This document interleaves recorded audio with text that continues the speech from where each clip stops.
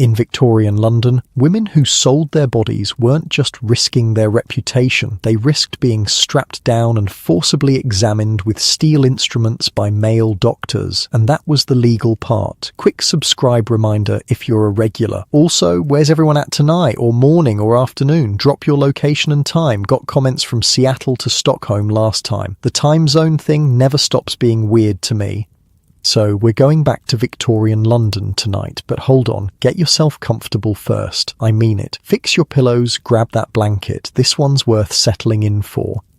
Morning in London, 1865. You're waking up to the taste of coal dust and fog so thick you could scoop it with a spoon. Your eyes adjust to the grey half-light filtering through a cracked window, and immediately you know something's wrong. This isn't your comfortable bed. The straw mattress beneath you crackles with every shift of your weight, probably full of more fleas than actual straw. Something worse. Welcome to the life of a Victorian prostitute. Not exactly the glamorous historical setting your high school teacher covered, huh? The woman sharing your mattress stirs beside you, her body radiating heat in the cold, damp room. Meet Mary. She's 19, though her eyes look 40. Arrived in London 6 months ago from some tiny village in Yorkshire with dreams of becoming a lady's maid. Yeah, that didn't work out. Mary stretches and winces. Her body aches in places she didn't know could ache before coming to London. Last night was busy. 18 men. Not her record, but close enough. In the better brothels uptown, the high-class girls might see 3 or 4 gentlemen a night. Down here in the East End, you take what you can get. Up, you lazy whores. The door bangs open, and the room's dim light is cut off by Mrs. Harper's massive silhouette. Inspection in 5 minutes. Anyone with the clap gets no breakfast. Ah, Mrs. Harper, 5 feet of pure terror wrapped in a gaudy dressing gown. The madame of this particular establishment isn't known for her morning cheer, or any cheer, really.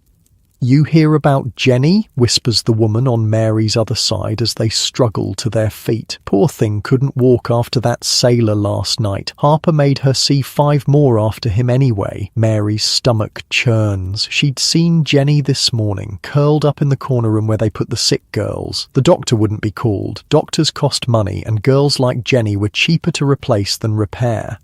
I spent way too long researching Victorian brothels for this story. Like, I had to clear my browser history afterward, and now I'm definitely on some watch list. But here's what I found that surprised me. These brothels weren't hidden away. They operated pretty much in plain sight, especially in certain neighbourhoods. And get this, there were actually more brothels than schools in London during this period. Not exactly the prudish Victorians from your history books, right?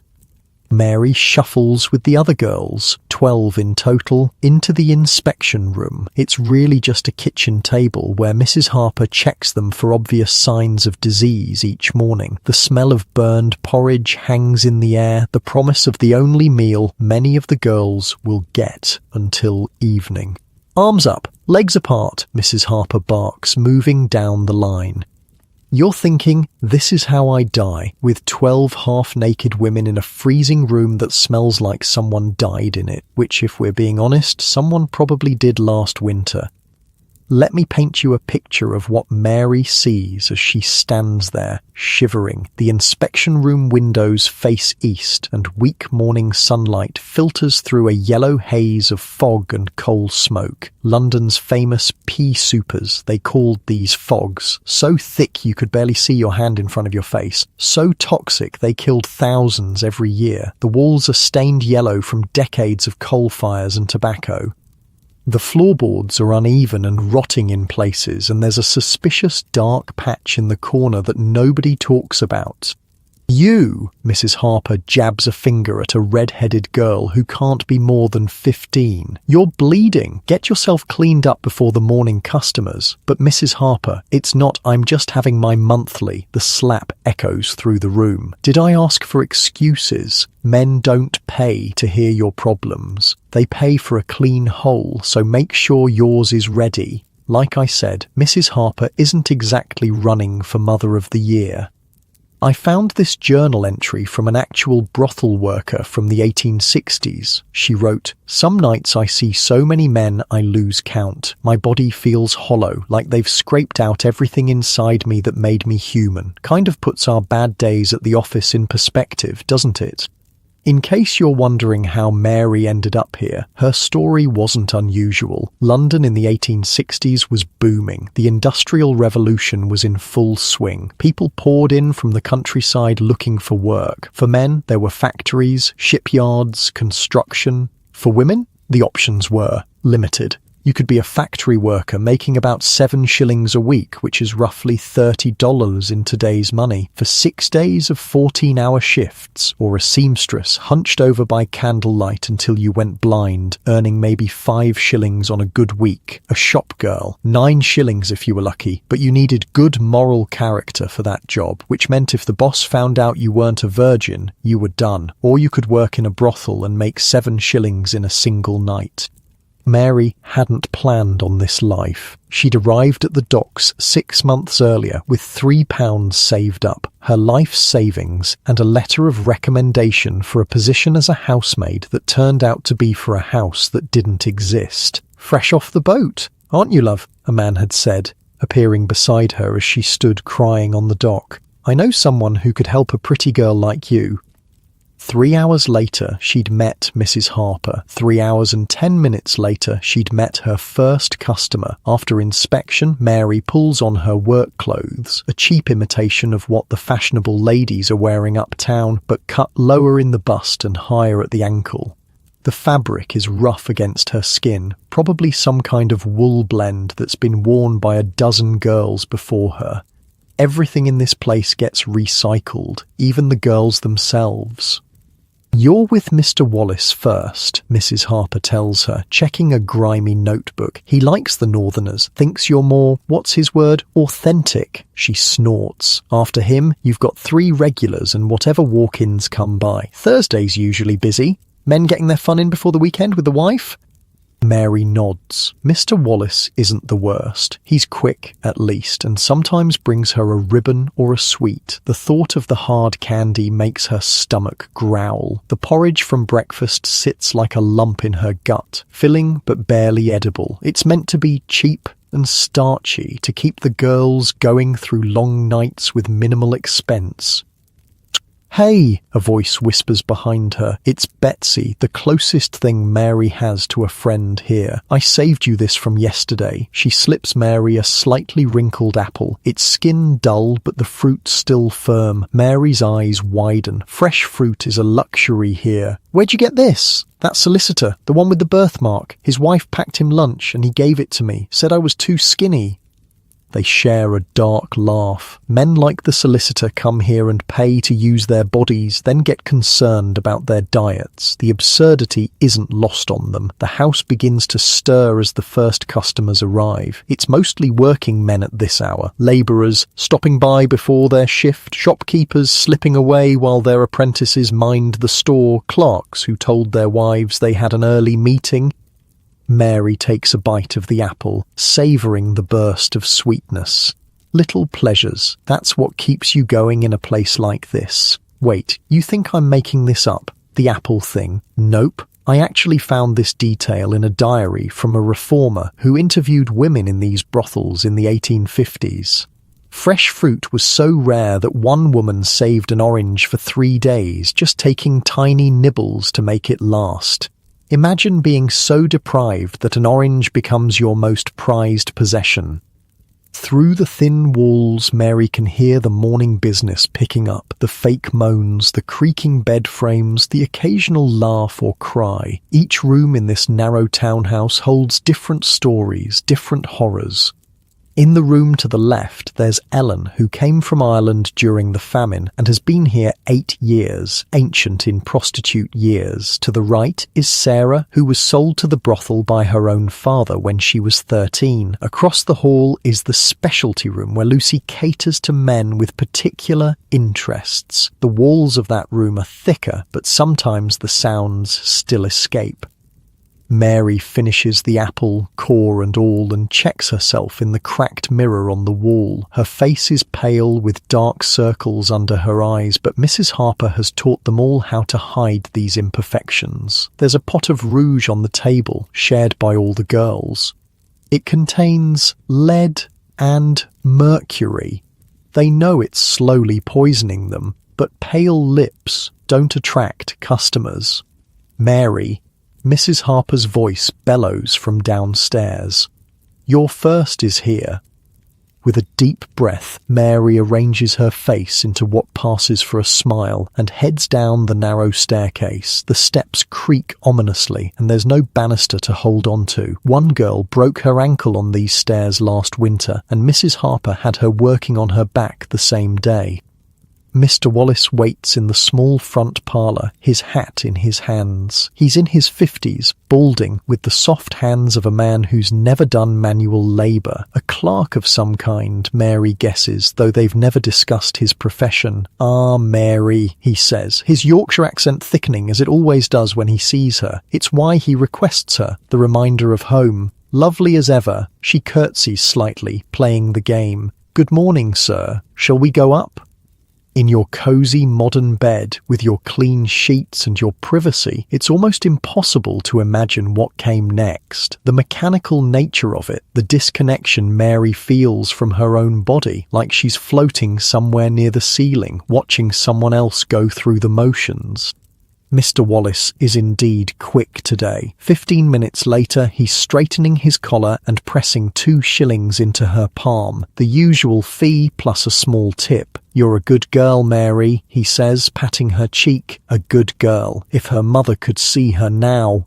Once he's gone, Mary has 17 minutes before her next appointment. Just enough time to use the shared basin to wash, to fix her hair, to pretend she's someone else for a moment. This was the reality for tens of thousands of women in Victorian London, not the glamorous courtesans you might see in movies draped in silk and entertaining dukes. Those existed too, the high-class prostitutes who might see one wealthy client a night in luxurious surroundings. But for every one of those, there were hundreds of Marys working in cramped, disease-ridden brothels or walking the streets. Funny thing about Victorian London, it was so crowded, so chaotic that whole neighbourhoods could exist in plain sight while remaining invisible to respectable society. The East End, where Mary's brothel stands, might as well be on another planet from the fashionable West End, though they are only a few miles apart. In the afternoon, after 6 more men, a quick mental calculation tells you that's 7 so far today, and the evening rush hasn't even started. Mary gets a rare hour of freedom. Mrs. Harper allows the girls short excursions, partly as a reward, partly because men sometimes like to pick up women on the street rather than visit a brothel directly. Mary wraps herself in her shawl, the early spring air still carrying winter's bite. The streets of Whitechapel teem with life, vendors hawking everything from hot eels to second-hand boots, children darting between legs on mysterious errands, men and women of every description going about their business. "Oi, Mary," calls a familiar voice. It's Tom, a street vendor who sells roasted chestnuts in winter and fruits in summer. "Looking peaky today, love? Have one on me." He tosses her a small, wrinkled apple, similar to the one Betsy gave her. Mary catches it with a genuine smile. "Thanks, Tom. How's business?" He shrugs expressively. "Can't complain. Well, I could, but who'd listen?" These small interactions, Tom, the baker who sometimes slips her a stale roll, the seamstress who fixes her dresses for free, they're what keep Mary tethered to humanity, reminders that not everyone sees her as just a body to be used. She wanders toward the Thames, the great river that bisects London like a dirty brown snake. The smell hits her before she sees it, a putrid mixture of sewage, industrial waste, and things better not contemplated. Still, it's oddly peaceful here, watching the boats navigate the churning waters.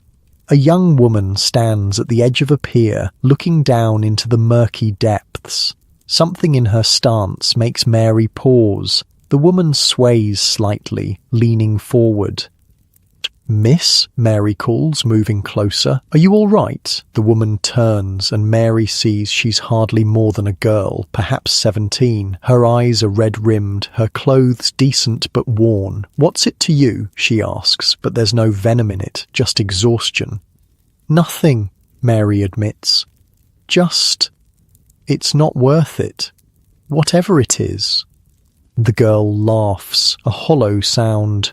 "Easy for you to say. You've got work." Her gaze flicks over Mary's attire, the slightly too bright colours that mark her profession. "This kind of work you don't want," Mary says quietly. For a moment, they stand in silence. Two women on the edge, one of the river, both of society. "I lost my position," the girl finally says. "Housekeeper found a letter from my sweetheart, said I was morally unfit to serve in a respectable household." She kicks a pebble into the water. 3 years I worked there, never a complaint. But one letter, she trails off. Mary wants to walk away. She really does. Mrs. Harper would skin her alive if she brought home another stray. But she remembers her first day in London, how close she came to this same pier, this same decision. "There's a charity place," she says hesitantly, Urania Cottage in Shepherd's Bush, for women who need a fresh start. That writer fellow runs it. Dickens. The girl looks at her suspiciously. "Why would they take me?" "Because that's what they do. Look, I'm not saying it's paradise, but it's not this."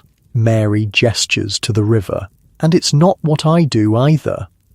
You know what's wild? Charles Dickens really did run a home for fallen women called Urania Cottage. He worked with a philanthropist named Angela Burdett Coutts, and they tried to rehabilitate prostitutes and teach them skills so they could find other work. I read Dickens' actual letters about it. He interviewed every woman personally and used their stories in his novels. The dude was problematic in many ways, but he did try to help. The girl seems to consider this. Finally, she steps back from the edge. "Shepherd's Bush, you said?" Mary nods. "Ask for Miss Morley. Tell her—" She hesitates.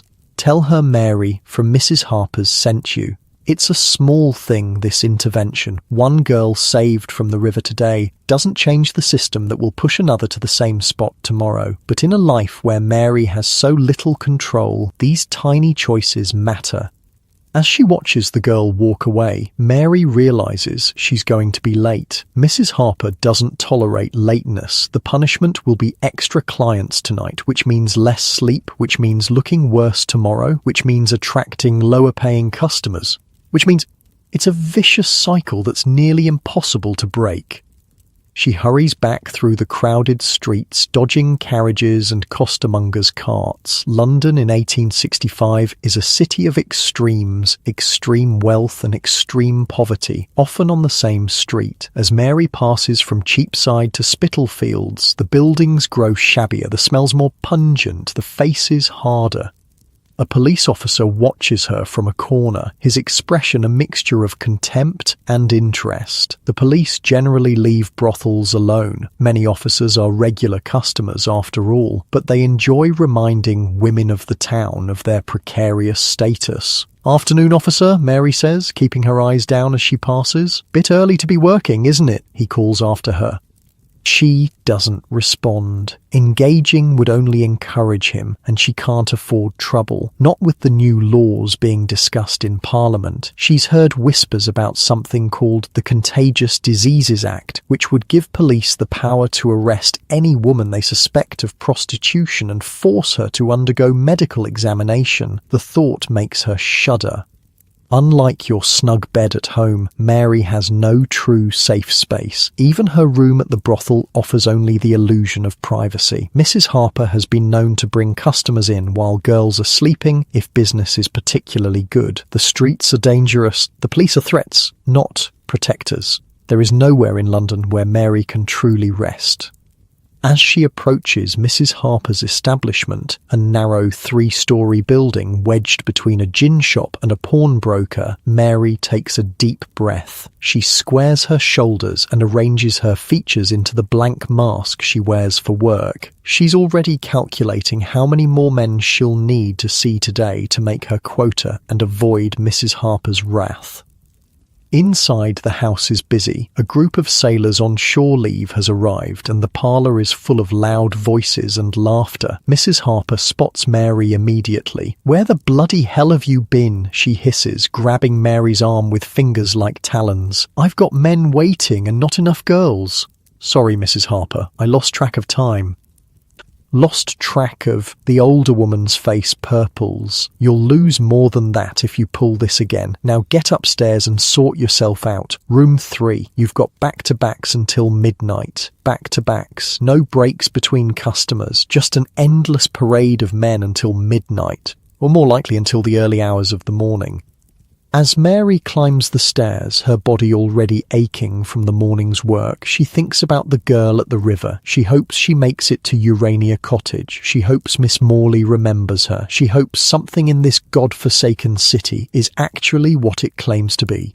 In the distance, church bells ring out, marking the hour. 5 o'clock, 7 hours to midnight. If each customer takes 20 minutes, with 5 minutes in between, Mary stops calculating. Some things are better not known. She enters room 3 with its sagging bed and stained wallpaper and begins to prepare for the night ahead. As she does, she wonders, not for the first time, how many women in London are doing exactly the same thing at this exact moment. Thousands, certainly. Tens of thousands, possibly. Each with their own story, each with their own path that led them here, each hoping for something better tomorrow, though experience has taught them better than to expect it.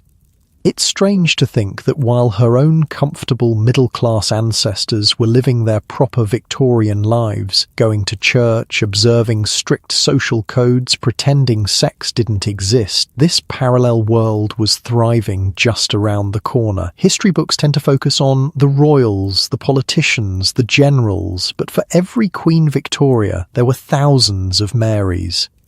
Tomorrow, Mary will wake up again on that straw mattress. She'll endure another inspection, another day of men, another struggle to maintain some shred of herself amid it all. She'll look for small kindnesses, an apple, a friendly word, a moment of genuine connection.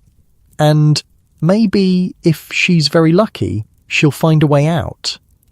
But tonight, as you lie in your comfortable bed with your soft pillows and clean sheets, warm and safe and free to make your own choices, spare a thought for Mary and all the women like her. Their stories deserve to be told too. Unlike your cosy bed and peaceful night ahead, Mary's evening is just beginning. A heavy tread on the stairs tells her the first sailor has arrived.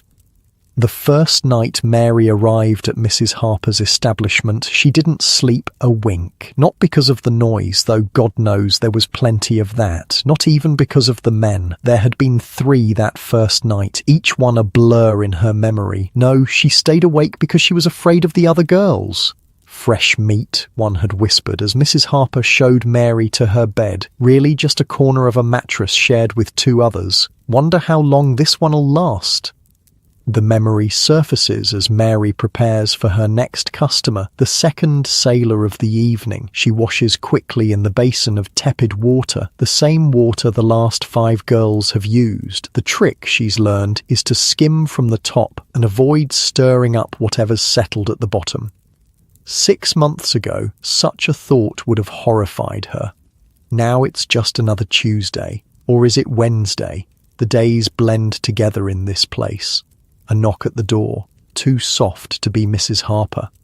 Or Mary? It's Betsy, her red hair wild around her face. That sailor's asking for Lucy, but she's still with the old colonel. Harper says you're to go down instead. Mary nods, pinching her cheeks to bring some colour to them. Thanks, I owe you. Betsy snorts. We all owe each other in this place.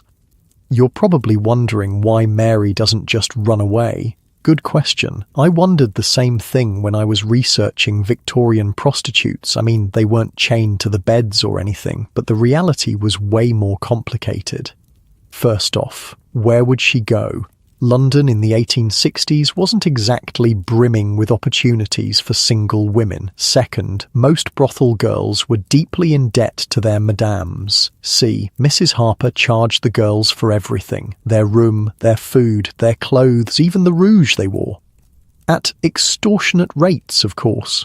So even though Mary might earn 7 shillings in a night, after Mrs. Harper took her cut and added on her expenses, Mary might only see a few pence. It was a system designed to keep them trapped. Pretty messed up, right? The sailor waiting in the parlour is young, maybe 20, with sunburned cheeks and nervous hands. When he sees Mary instead of Lucy, his face falls briefly before he recovers. "Evening, miss," he says, clutching his cap. "Tom Baker." "Mary," she replies, though he didn't ask. Names aren't particularly important in these transactions. "Shall we go up?" He follows her, his boots heavy on the creaking stairs. Room 3 is technically occupied, so she leads him to the end of the hall, to the smallest room, barely more than a closet, with a narrow bed squeezed inside. It's where the new girls usually work, but Lucy has seniority.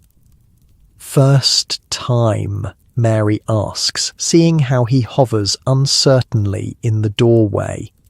"That obvious?" He grins sheepishly. "The lads all chipped in, said I couldn't call myself a proper sailor without, you know." She does know. She sees dozens of Toms every month, young men propelled by peer pressure and curiosity. Some are rough, thinking they need to prove something. Others, like this one, are almost endearingly clueless. "Well then," she says, managing a smile that doesn't reach her eyes, "let's make sure you get your money's worth. I'll spare you the details of what happens next, but I will tell you this. While it's happening, Mary is thinking about the room she grew up in back home, the patchwork quilt her mother made, the view of the hillside from her window, the smell of bread baking, little mental escapes. That's how most of the women survive this work. They go somewhere else in their heads. Okay, I feel like I need to address something here. You're probably thinking, wow, this is dark. And yeah, it is, but I'm not making this stuff up or exaggerating for effect. When I was researching Victorian prostitution, I was genuinely shocked by how brutal it was. These women's lives were incredibly hard, and yet history has mostly erased them or turned them into either punchlines or moral cautionary tales. So, while this isn't exactly cheerful bedtime material, I think their stories deserve to be told honestly.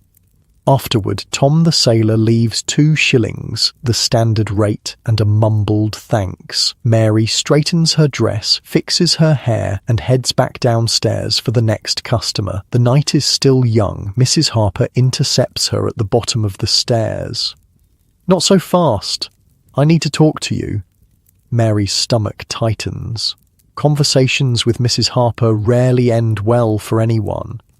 The madame leads her into the small office off the main parlour. It smells of stale tobacco and cheap perfume. Mrs. Harper settles her considerable bulk into a chair behind a cluttered desk and gestures for Mary to sit on the stool opposite. "You've been here, 6 months now?" "Yes, ma'am, just about." "And you've learned the trade well enough. Not top-shelf quality, mind you, but serviceable." Mrs. Harper squints at her appraisingly. "It's time you started earning your keep properly." Mary blinks. "I've been meeting my quotas."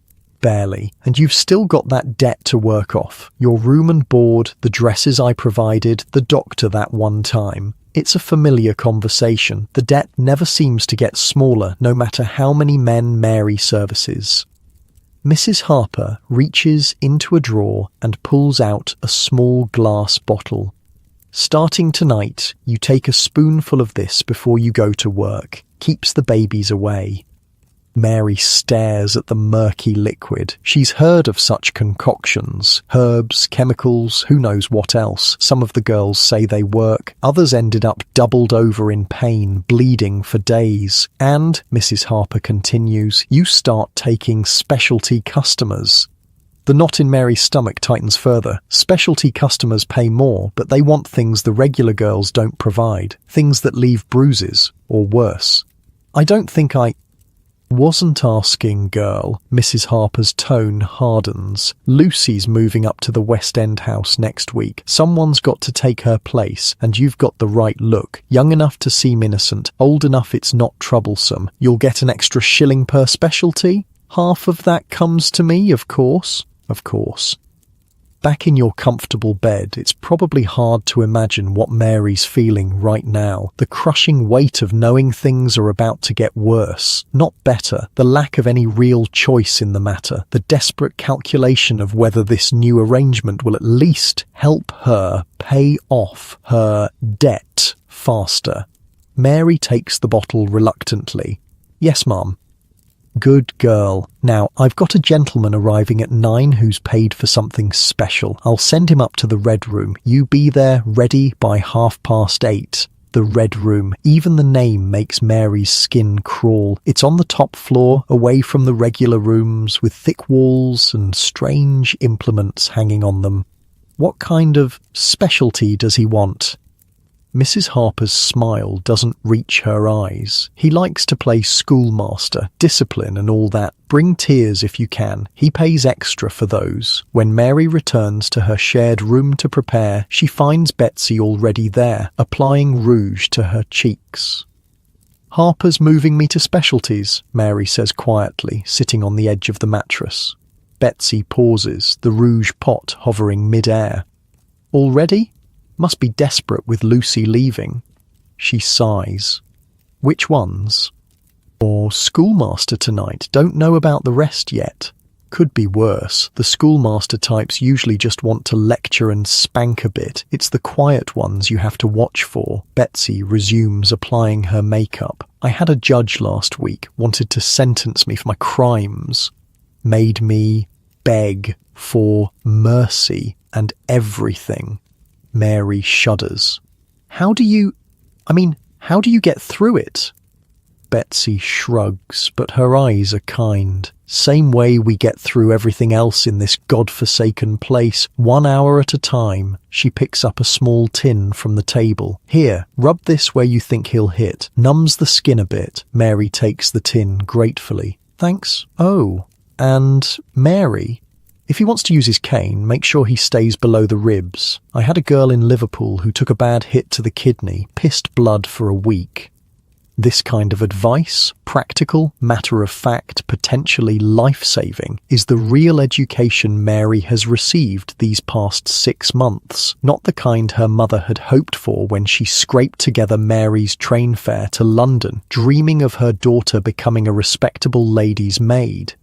I found an actual training manual for Victorian madams while researching this. It advised them on how to prepare new girls for specialty work, their euphemism for fetishes and rough treatment. The manual recommended starting with mild disciplines before moving on to more elaborate scenarios. It's unnerving how businesslike they were about it all.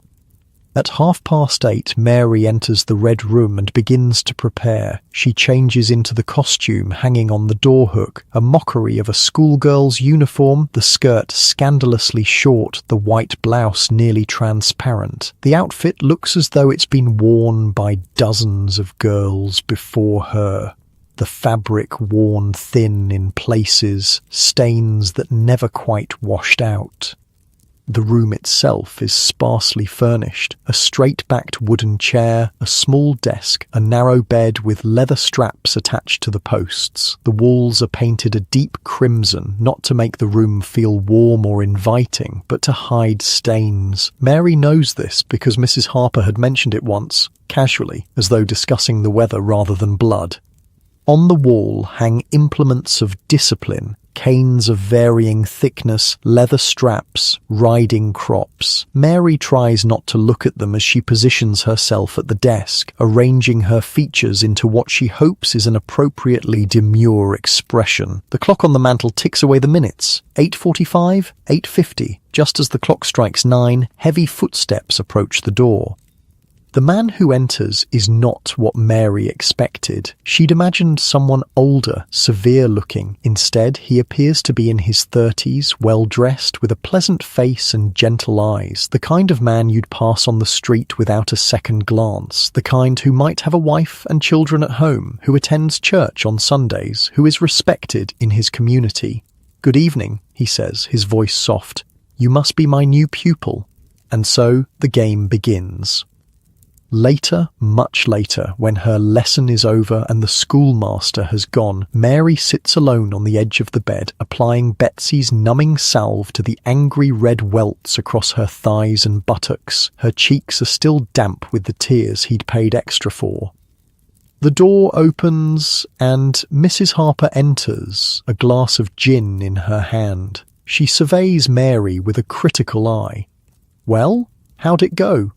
"Fine," Mary says flatly.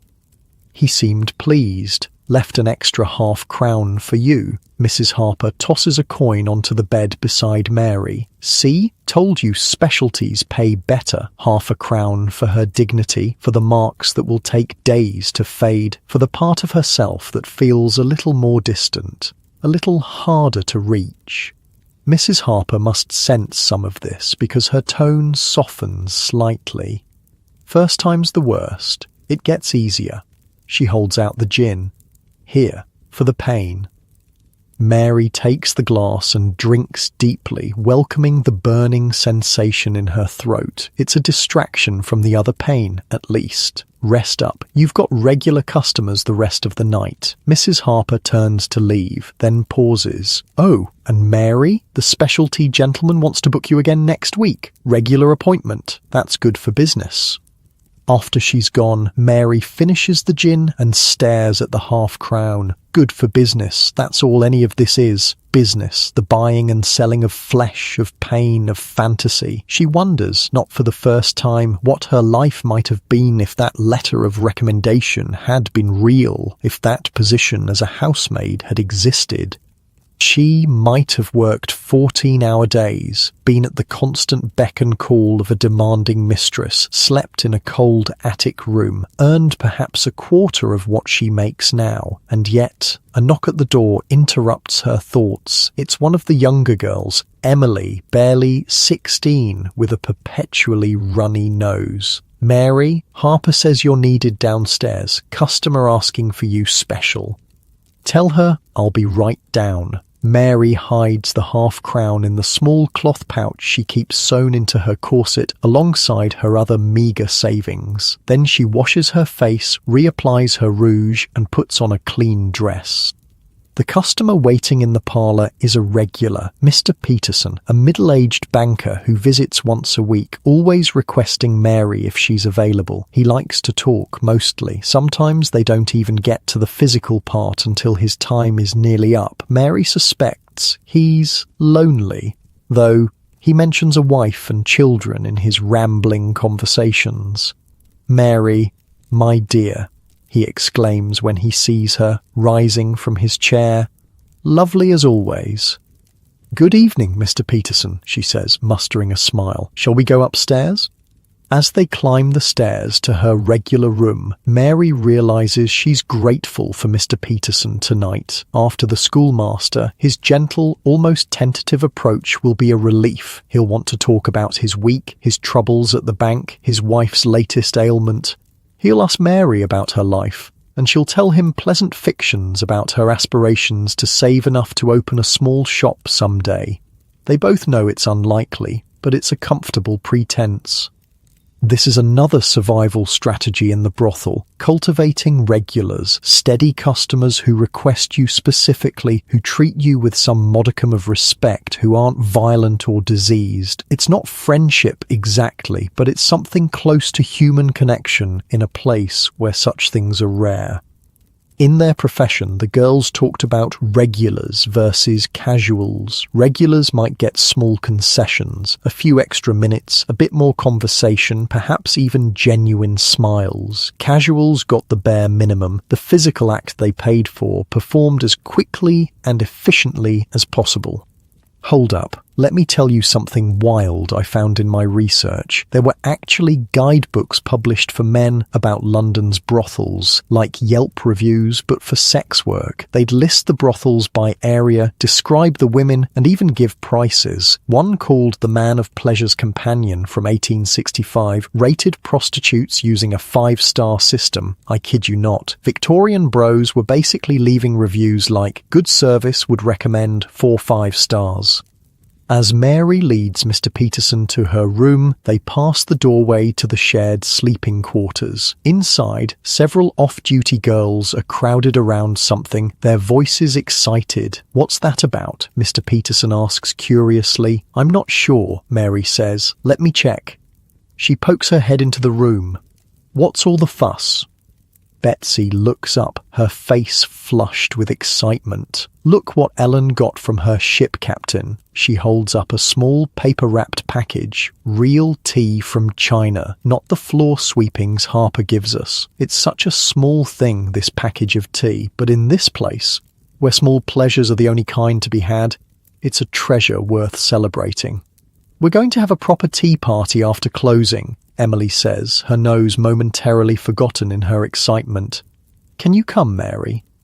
Before Mary can answer, Mrs. Harper's voice bellows from downstairs. "If I hear one more word about that bloody tea, I'll confiscate the lot of it. Now get back to work, you lazy trollops." The girls disperse quickly, Ellen hiding the precious tea package in her mattress. Mary returns to Mr. Peterson, who's waiting patiently in the hallway. "Just a gift someone received," she explains with a forced smile. "Nothing important. But it is important. These tiny moments of joy, of camaraderie, of something approaching normal life, they're what keep the girls from ending up like the young woman Mary met at the river. They're air pockets in a drowning existence." Mr. Peterson's session goes as expected, more talking than anything else. He seems distracted tonight, mentioning problems at the bank, worries about his position. Mary makes sympathetic noises at appropriate intervals. This too is part of the job, being whatever the customer needs you to be: lover, confessor, therapist, punching bag.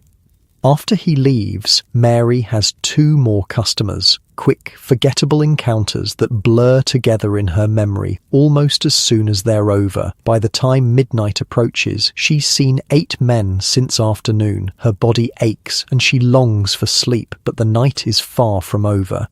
In the cramped bathroom at the end of the hall, Mary washes quickly, using the carbolic soap that burns her skin, but that Mrs. Harper insists helps prevent disease. The mirror above the basin reflects a face Mary sometimes struggles to recognize as her own. Pale despite the rouge, eyes too old for her years, lips set in a permanent half-smile that never reaches those eyes. She thinks about the specialties Mrs. Harper has planned for her, about the red room and its implements, about how much more her body can endure before it simply gives out. I need to take a second here to mention something important about Victorian prostitutes, their life expectancy. Various studies from the time estimated that once a woman entered prostitution, she had about 6 to 7 years before she died. The causes varied: disease, violence, suicide, alcohol poisoning, botched abortions. A woman who started at 18, like Mary, could expect to be dead by 25. Think about that. 25. Compare that to your life expectancy, lying comfortably in your bed. The average person today can expect to live into their 80s. These women were lucky to see their mid-20s. Back in the shared bedroom, during a rare, quiet moment between customers, Mary finds Betsy sitting on their mattress, sewing a torn seam in one of her work dresses. "How was the schoolmaster?" Betsy asks, not looking up from her stitching. "About what you said. Lectures, spanking, tears on demand." Mary sits beside her, wincing slightly as her bruised flesh meets the hard mattress. "Harper says he wants to book me regular." "That's good. Regulars are safer." Betsy bites off a thread. "I've got 3 now, the judge, a vicar, if you can believe it, and an old army colonel who mostly just wants to look. Just look. Pays full price to have me undress and pose. Doesn't touch, doesn't want to be touched. Says his equipment doesn't work anymore, but he still likes to remember." They share a quiet laugh, the kind that comes from finding humor in the absurd situations their lives have led them to. "Do you ever think about leaving?" Mary asks suddenly. "Finding other work?" Betsy's hands still momentarily. "Sometimes. But where would I go? Factory work pays half what we make here, and they work you twice as hard. Domestic service? No respectable household would take me now. She resumes her sewing. Besides, I've got Harper's debt to pay off. Do you think we ever will? Pay it off, I mean. Betsy doesn't answer right away. When she does, her voice is soft. Ellen's been here 8 years, says she's still in debt. The implications of this hang heavy in the air between them. 8 years. If the statistics are to be believed, most prostitutes don't even live that long in the trade. There was a girl here before you, Betsy says after a while. Annie, sweet thing, couldn't have been more than 17. She kept a notebook writing down every penny Harper charged her, every penny she earned, trying to prove the debt was paid. Betsy's voice drops to a whisper. They found her in the Thames. Harper burned the notebook. Mary feels cold despite the stuffy air of the room. I met a girl at the river today. She was going to jump. Did she? No. I told her about Urania Cottage. Betsy looks up surprised. You think that place is real? Not just another brothel with a fancy name to trick girls? I heard it's run by Charles Dickens, the writer. Humph. Men always wanting to save us after they're done using us. Before Mary can respond, the door bangs open. It's Mrs. Harper, her face flushed with alcohol and irritation. There you are, got a gentleman downstairs asking for a northerner. Mary, you're up. As Mary rises to answer the call, Betsy catches her hand briefly. Be careful and save me some of that tea for later. Mary nods, squeezing Betsy's hand in return. Then she straightens her dress, fixes her smile in place, and heads downstairs to meet customer number 9 of the day. The night is still young, and in Mrs. Harper's establishment, the work never really ends. Mary wakes to the sound of someone retching. It's Emily, bent over the chamber pot in the corner, her thin body convulsing as she empties what little is in her stomach. Again, Betsy murmurs, her voice thick with sleep. Mary nods, rubbing her eyes. Emily's been sick for 3 mornings running now. They all know what it likely means, though no one says it aloud. Dawn is just breaking, grey light filtering through the grimy window. In a respectable household, the maids would have been up for hours already, lighting fires, preparing breakfast, polishing silver. In Mrs. Harper's establishment, mornings are for sleep, the precious few hours when the house is quiet and the girls can rest their bodies, but not today. Up, everyone up, Mrs. Harper's voice booms through the house, followed by the banging of a spoon against a pot. Special inspection now. Groans echo through the room as the girls drag themselves from their shared mattresses. Special inspections mean only one thing. Someone important is coming to shop. What time is it? Mary asks, reaching for her dress. Too bloody early, mutters Ellen, the oldest of the girls at 26. Her face is lined despite her youth, her once pretty features hardened by years in the trade. Mary's entire body aches from yesterday's work. The bruises from the schoolmaster throb dully, and a new pain has appeared in her lower back. She ignores it, as she ignores most pains these days. Pain is a constant companion in this life. Acknowledging each new ache would be like greeting every person on a crowded London street. The girls file downstairs to the kitchen, where Mrs. Harper waits with her ledger and a scowling doctor, a small ferrety man with yellowed teeth and quick hands. Line up, she orders. Dr. Winters is checking for the clap and other nasties. Anyone hiding symptoms gets a week in the cellar. The cellar. Mary suppresses a shudder. She's never been sent there, but she's heard the stories. No light, little food, rats that grow bold enough to nibble on sleeping girls. Speaking of rats, I found this wild detail in my research. In some London brothels, the rats got so comfortable around humans that they'd actually climb on the beds while people were, doing the deed. One diary mentioned a customer screaming when a rat ran across his bare back. The prostitute just laughed and said, "That's just Bertie. He lives here same as us." Dr. Winter's examinations are cursory but invasive, his breath reeking of gin despite the early hour. The girls have learned to stare at a fixed point on the wall, to disconnect from their bodies during these inspections. It's the same skill they use with customers, the same mental escape. "This one's brewing something," Dr. Winters says when he reaches Emily, prodding her abdomen with stubby fingers. "Pregnant, most like." Mrs. Harper's face darkens. "You sure?" "Early days yet, but the signs are there. Morning sickness, tenderness here." He pokes Emily again, causing her to wince. 2 months, I'd wager." Emily's face crumples. A baby means no work. No work means no income. No income means deeper debt to Mrs. Harper, or worse, dismissal. And for a pregnant prostitute with no family or friends, dismissal is practically a death sentence. "Please, Mrs. Harper," Emily begins, tears streaming down her pale cheeks. "I can still work for a while, and then maybe—" "Shut it," Mrs. Harper snaps. "We'll deal with you later." She turns to Dr. Winters. "The rest? Healthy enough. That one's got a chest cough starting." He points to Betsy. "And this one?" His fingers linger on Mary's shoulder.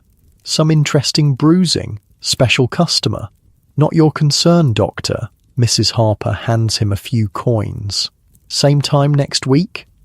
After the doctor leaves, Mrs. Harper addresses the assembled girls. "Right. Got a special visitor today, Lord Pembroke's son, looking to sample the wares before deciding if he wants to be a regular patron." A ripple of interest passes through the group. Aristocracy. They don't often get nobility at Mrs. Harper's. The establishment isn't high class enough. The West End houses, with their silk sheets and French champagne, usually cater to the lords and ladies who like to slum it occasionally. "He'll be wanting to see all of you, so look your best. Ellen, help Emily clean herself up. Can't have her puking while his lordship's here. Betsy, do something about that cough. Mary," Mrs. Harper's gaze lingers on her. "The young lord has a fondness for innocence. Play up that country girl act of yours." After breakfast, watery porridge and stale bread, the house erupts into a flurry of preparation. Dresses are mended, hair is arranged, faces are painted. The limited supply of hot water becomes a precious commodity, with the girls bargaining for a share. "You can have 3 minutes if you'll lend me your blue ribbon," Mary tells Betsy. "Deal, but I want it back clean. Last time you returned it with, well, I don't want to know what that was." In the cramped room they share, Mary and Betsy help each other dress, a dance they've performed countless times before. It's intimate in a way that has nothing to do with their profession. The careful fastening of buttons, the gentle tugging of laces, the quiet murmurs of too tight and just right. "Heard anything more about Emily?" Mary asks as Betsy pins her hair. "Harper's furious, says she'll have to send her to Mother Blackwood if she can't take care of it soon." Mother Blackwood, another name that inspires dread, the old woman living near the docks who helps girls take care of unwanted pregnancies. Some return, many don't. She can't go there. You heard what happened to Sarah. Betsy's hands still in Mary's hair. Sarah had been a friend, a girl from Manchester with a quick laugh and clever fingers for picking pockets when customers fell asleep. Mother Blackwood's ministrations had left her bleeding so heavily that even Dr. Winters couldn't stop it. They'd found her cold the next morning, the sheets soaked through. "Maybe we can help her," Mary suggests. "Pool our savings, find somewhere safer." Betsy resumes her pinning. "Maybe, but Harper would still charge her for the lost time. You know how it works." Mary does know. The brutal arithmetic of their lives leaves little room for charity or kindness. Every gesture of help comes with a cost, and they're all already drowning in debt. Their conversation is interrupted by Mrs. Harper's shout from below. "He's here places, everyone!" The young lord, whose title, they soon learn, is Viscount Halford, is a slender young man of perhaps 22, with the soft hands and clear complexion of someone who's never had to work for his supper. He surveys the girls lined up in the parlour with the same critical eye he might use to assess horses at auction. "This is all?" he asks Mrs. Harper, sounding disappointed. "Only my very best for you, my lord," she simpers. "Each one specially selected. Perhaps if you told me your particular interests?" The Viscount's gaze settles on Mary. "That one, she looks untouched somehow." Mrs. Harper beams. "Ah, Mary, excellent choice, my lord. Fresh from the countryside, still has that innocent quality about her. Shall I send her up to our finest room?" "No," he says, still staring at Mary with unsettling intensity. "I want to speak with her first, alone." Mrs. Harper hesitates for only a moment before ushering the other girls from the room. "Of course, my lord. Take all the time you need."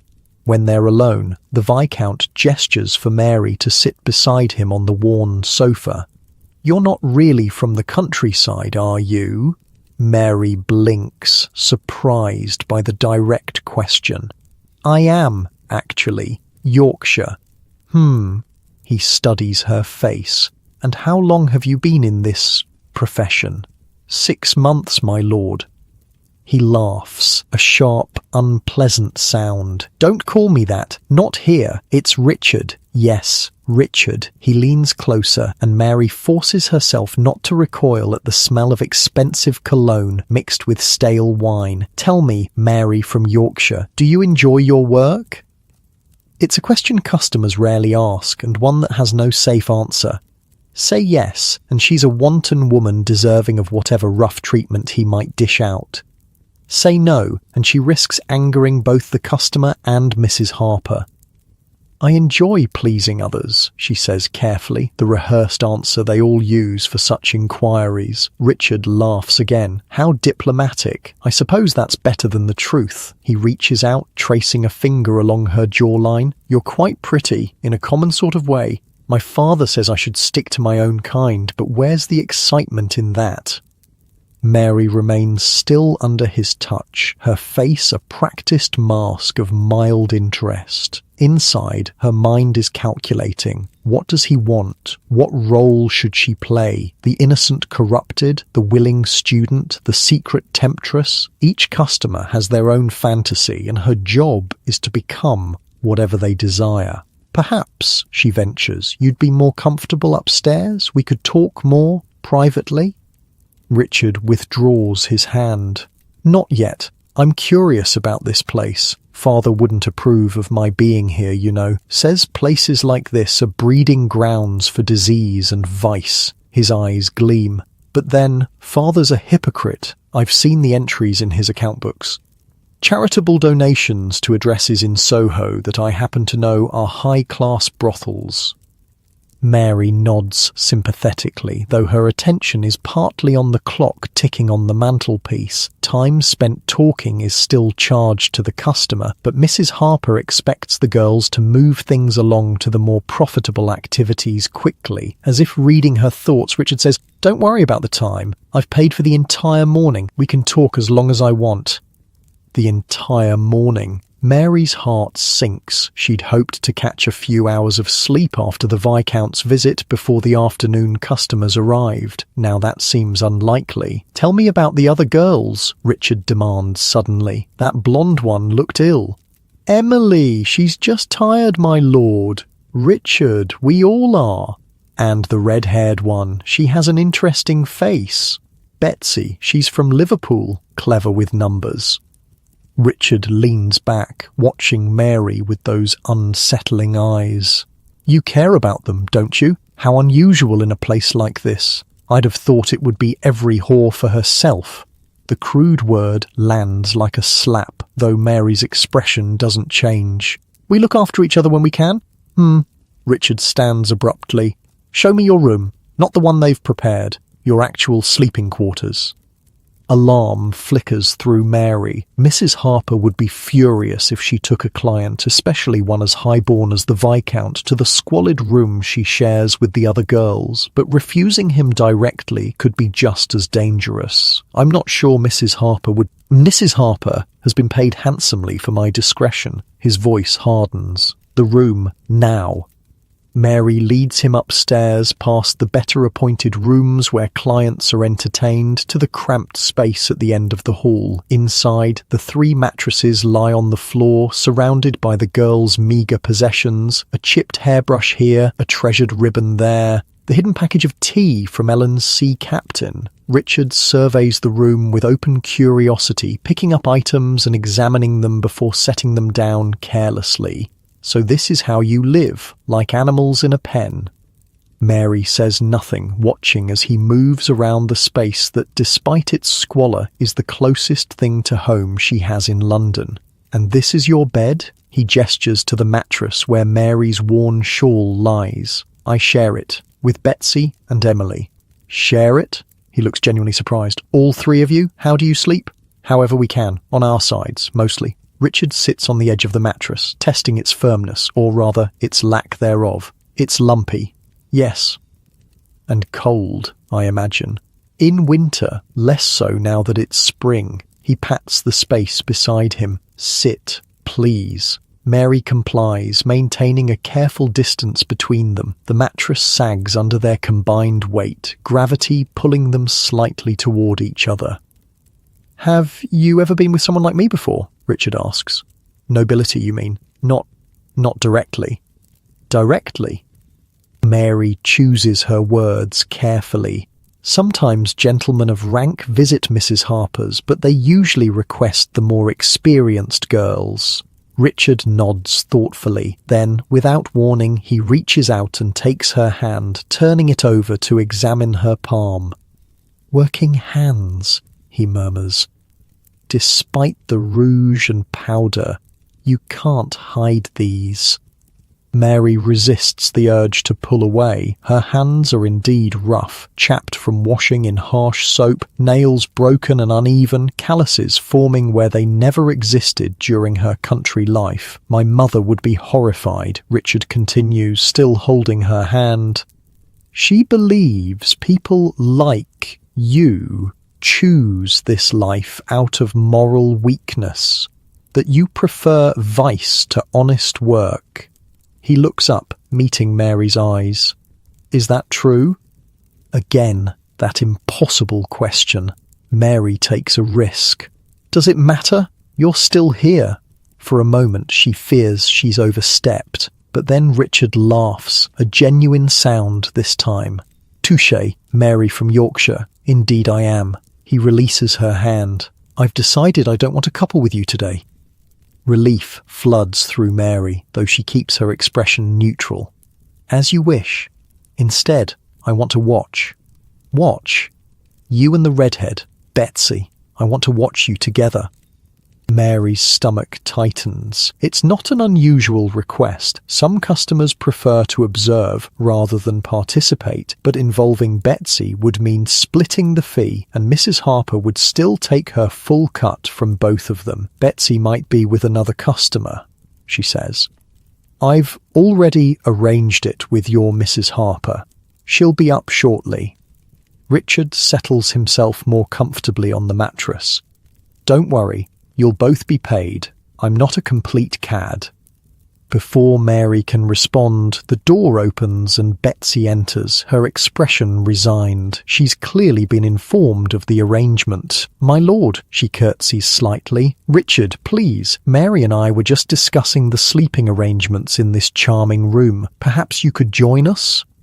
I'm going to skip ahead here, past what happens next. Not because I'm squeamish, but because the reality of what the Viscount asked them to do isn't something I want to dwell on. What matters is that they did it because they had no real choice. They performed for his entertainment as they'd been taught to do, and when he finally left, they didn't talk about it. Some experiences are better left unacknowledged.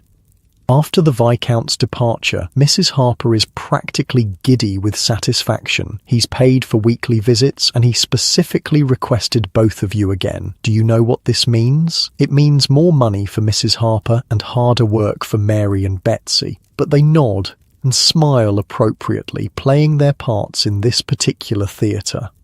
You've both earned a rest, Mrs. Harper continues, unusually generous in her good mood. Take 2 hours, then be ready for the afternoon customers. 2 whole hours of freedom. It's an unexpected luxury, and Mary intends to use every minute of it. She and Betsy retreat to their shared room, where they find Emily curled on her mattress, her face tear-stained. Harper says I have a week, she says, without preamble. Either it's gone by then, or I'm gone.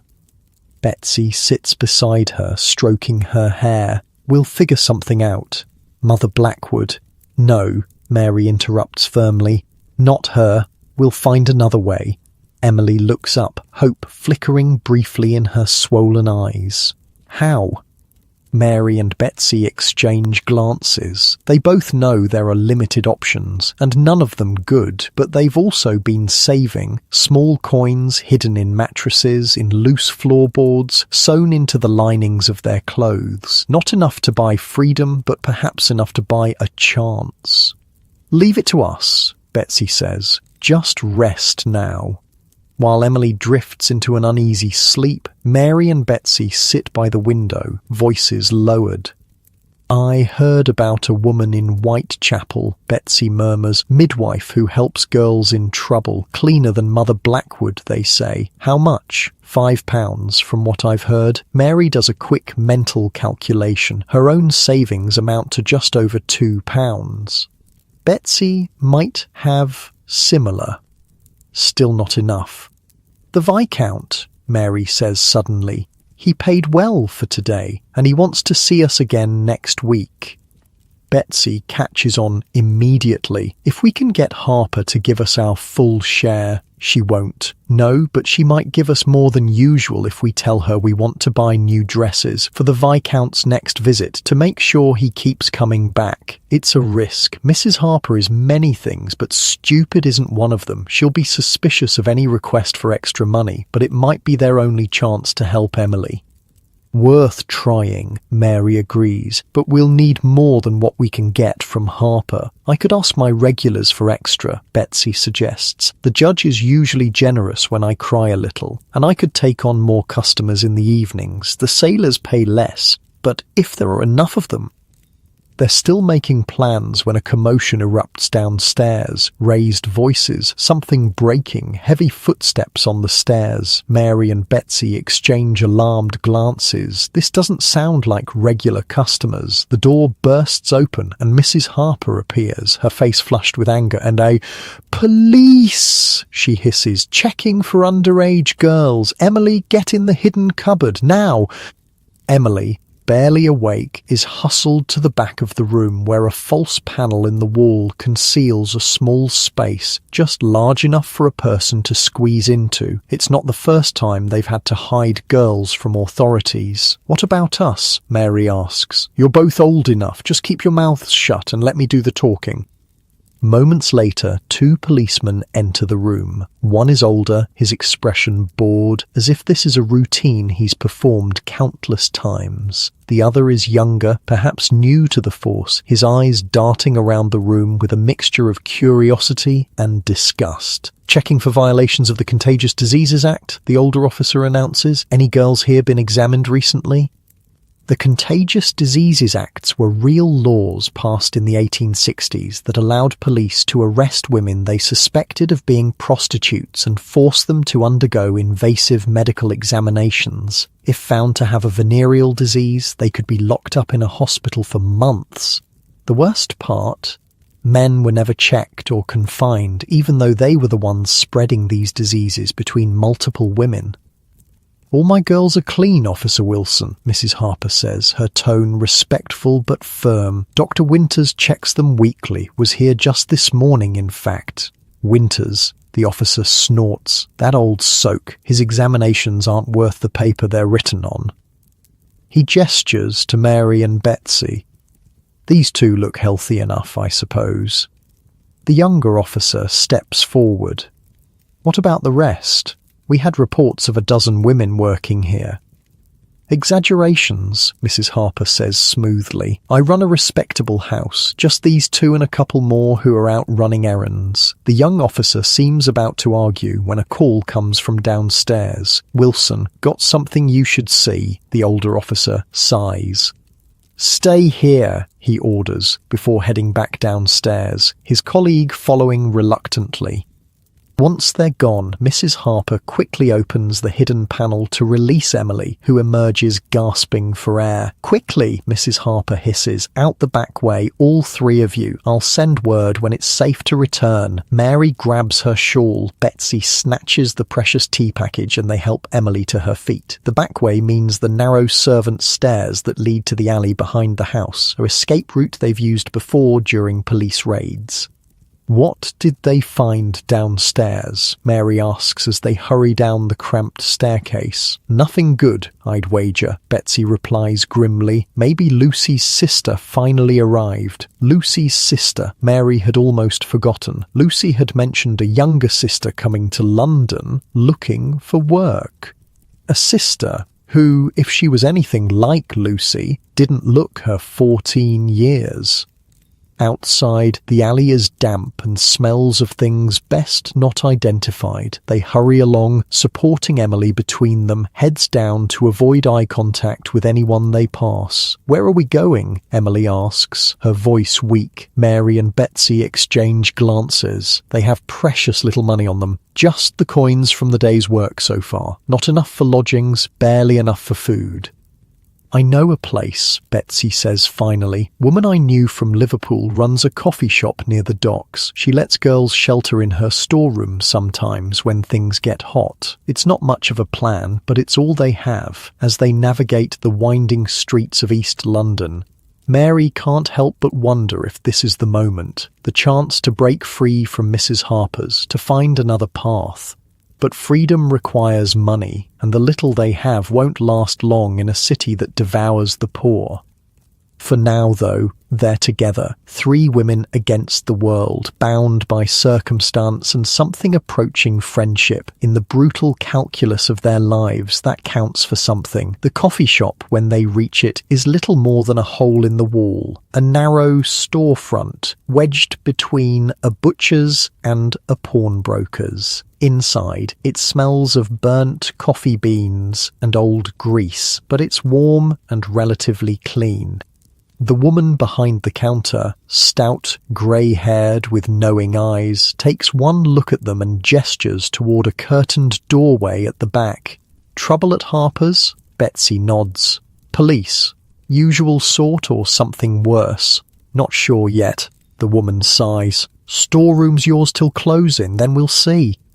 As they settle Emily on a makeshift bed of empty coffee sacks, Mary thinks about the Viscount, about Mrs. Harper, about the police officers who might or might not discover Lucy's underage sister. She thinks about the midwife in Whitechapel who might be able to help Emily if they can scrape together enough money. Mostly, though, she thinks about tomorrow and the next day and all the days after that, days that will likely be filled with the same struggles, the same dangers, the same desperate calculations about how to survive until nightfall. This is the reality of life for women like Mary in Victorian London, not the romanticised version seen in movies or the sanitised version taught in history classes, the raw, unfiltered truth of what it meant to be poor, female, and with few options in a society that valued women primarily as wives, mothers, or objects of desire. But they endure. They find ways to survive, to maintain some shred of humanity in inhuman conditions. They build connections, share resources, protect each other when possible, and sometimes, just sometimes, they find moments of genuine peace, like now, as the 3 women huddle together in the dimly lit storeroom, sharing the last of Ellen's precious tea, brewed weak to make it stretch further. To better days, Betsy whispers, raising her chipped cup. To better days, Mary and Emily echo, though none of them quite believe such days will ever come. 3 days pass before word comes from Mrs. Harper that it's safe to return. The message arrives via Tom, the chestnut seller, who finds Mary at the docks where she's been helping unload fish in exchange for a few pennies and the occasional damaged catch too poor to sell but good enough to eat. Harper says all clear, Tom tells her, glancing around to make sure no one's listening. Police gone, but she's asking after Emily Special. Mary's stomach tightens. Did she say why? Tom shrugs. Just that she needs to see her urgent like. That doesn't sound good. Mary wipes her fish-scaled hands on her already filthy apron and thanks Tom with a worn penny. More than she can afford, but information is its own currency in these streets.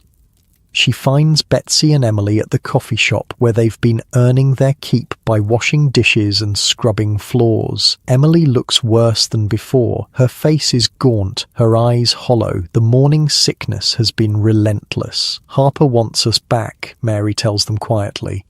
Specifically asked for Emily. Betsy's expression darkens. That can't be good.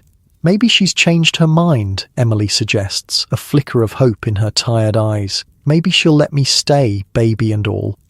Mary and Betsy exchange glances. They both know better than to expect mercy from Mrs. Harper. In the 3 days they've been gone, they've managed to scrape together almost £3 between them. Still not enough for the Whitechapel midwife, but getting closer. We could run, Mary suggests, not for the first time. Find work in another city, Brighton, maybe, or Manchester. With what money? Betsy asks practically. Train fare for 3 would take everything we've saved. And who'd hire us? We've got no references, no respectable clothes. She's right, and they all know it. The path to escape is narrow and fraught with dangers of its own. I'll go back, Emily says finally. See what she wants. Maybe it won't be so bad. Mary squeezes her hand. We'll all go back. Together. Speaking of sticking together, I feel like I should point out something important about Victorian prostitutes that often gets overlooked. Despite the brutal competition and hard conditions, many of them formed tight-knit communities. They looked out for each other, shared resources, warned each other about dangerous clients. In a world where society had essentially abandoned them, they created their own support systems. It wasn't perfect, but it was something. The return to Mrs. Harper's is tense. The neighbourhood seems unusually quiet, with fewer girls visible on the street corners. The recent police presence has driven much of the trade indoors or to other areas. Mrs. Harper herself opens the door when they knock, a rare occurrence that immediately puts Mary on edge. The madame's expression is unreadable as she ushers them inside. About time, she says, her voice oddly controlled. You've cost me business, disappearing like that. The police, Betsy begins, left the same day. You could have been back earning your keep instead of whatever gutter you've been sleeping in. Mrs. Harper's gaze fixes on Emily. You, my office, now. Emily throws a frightened look at Mary and Betsy before following Mrs. Harper down the hall. The door closes firmly behind them. I don't like this, Mary murmurs. Me neither, Betsy agrees. But what can we do?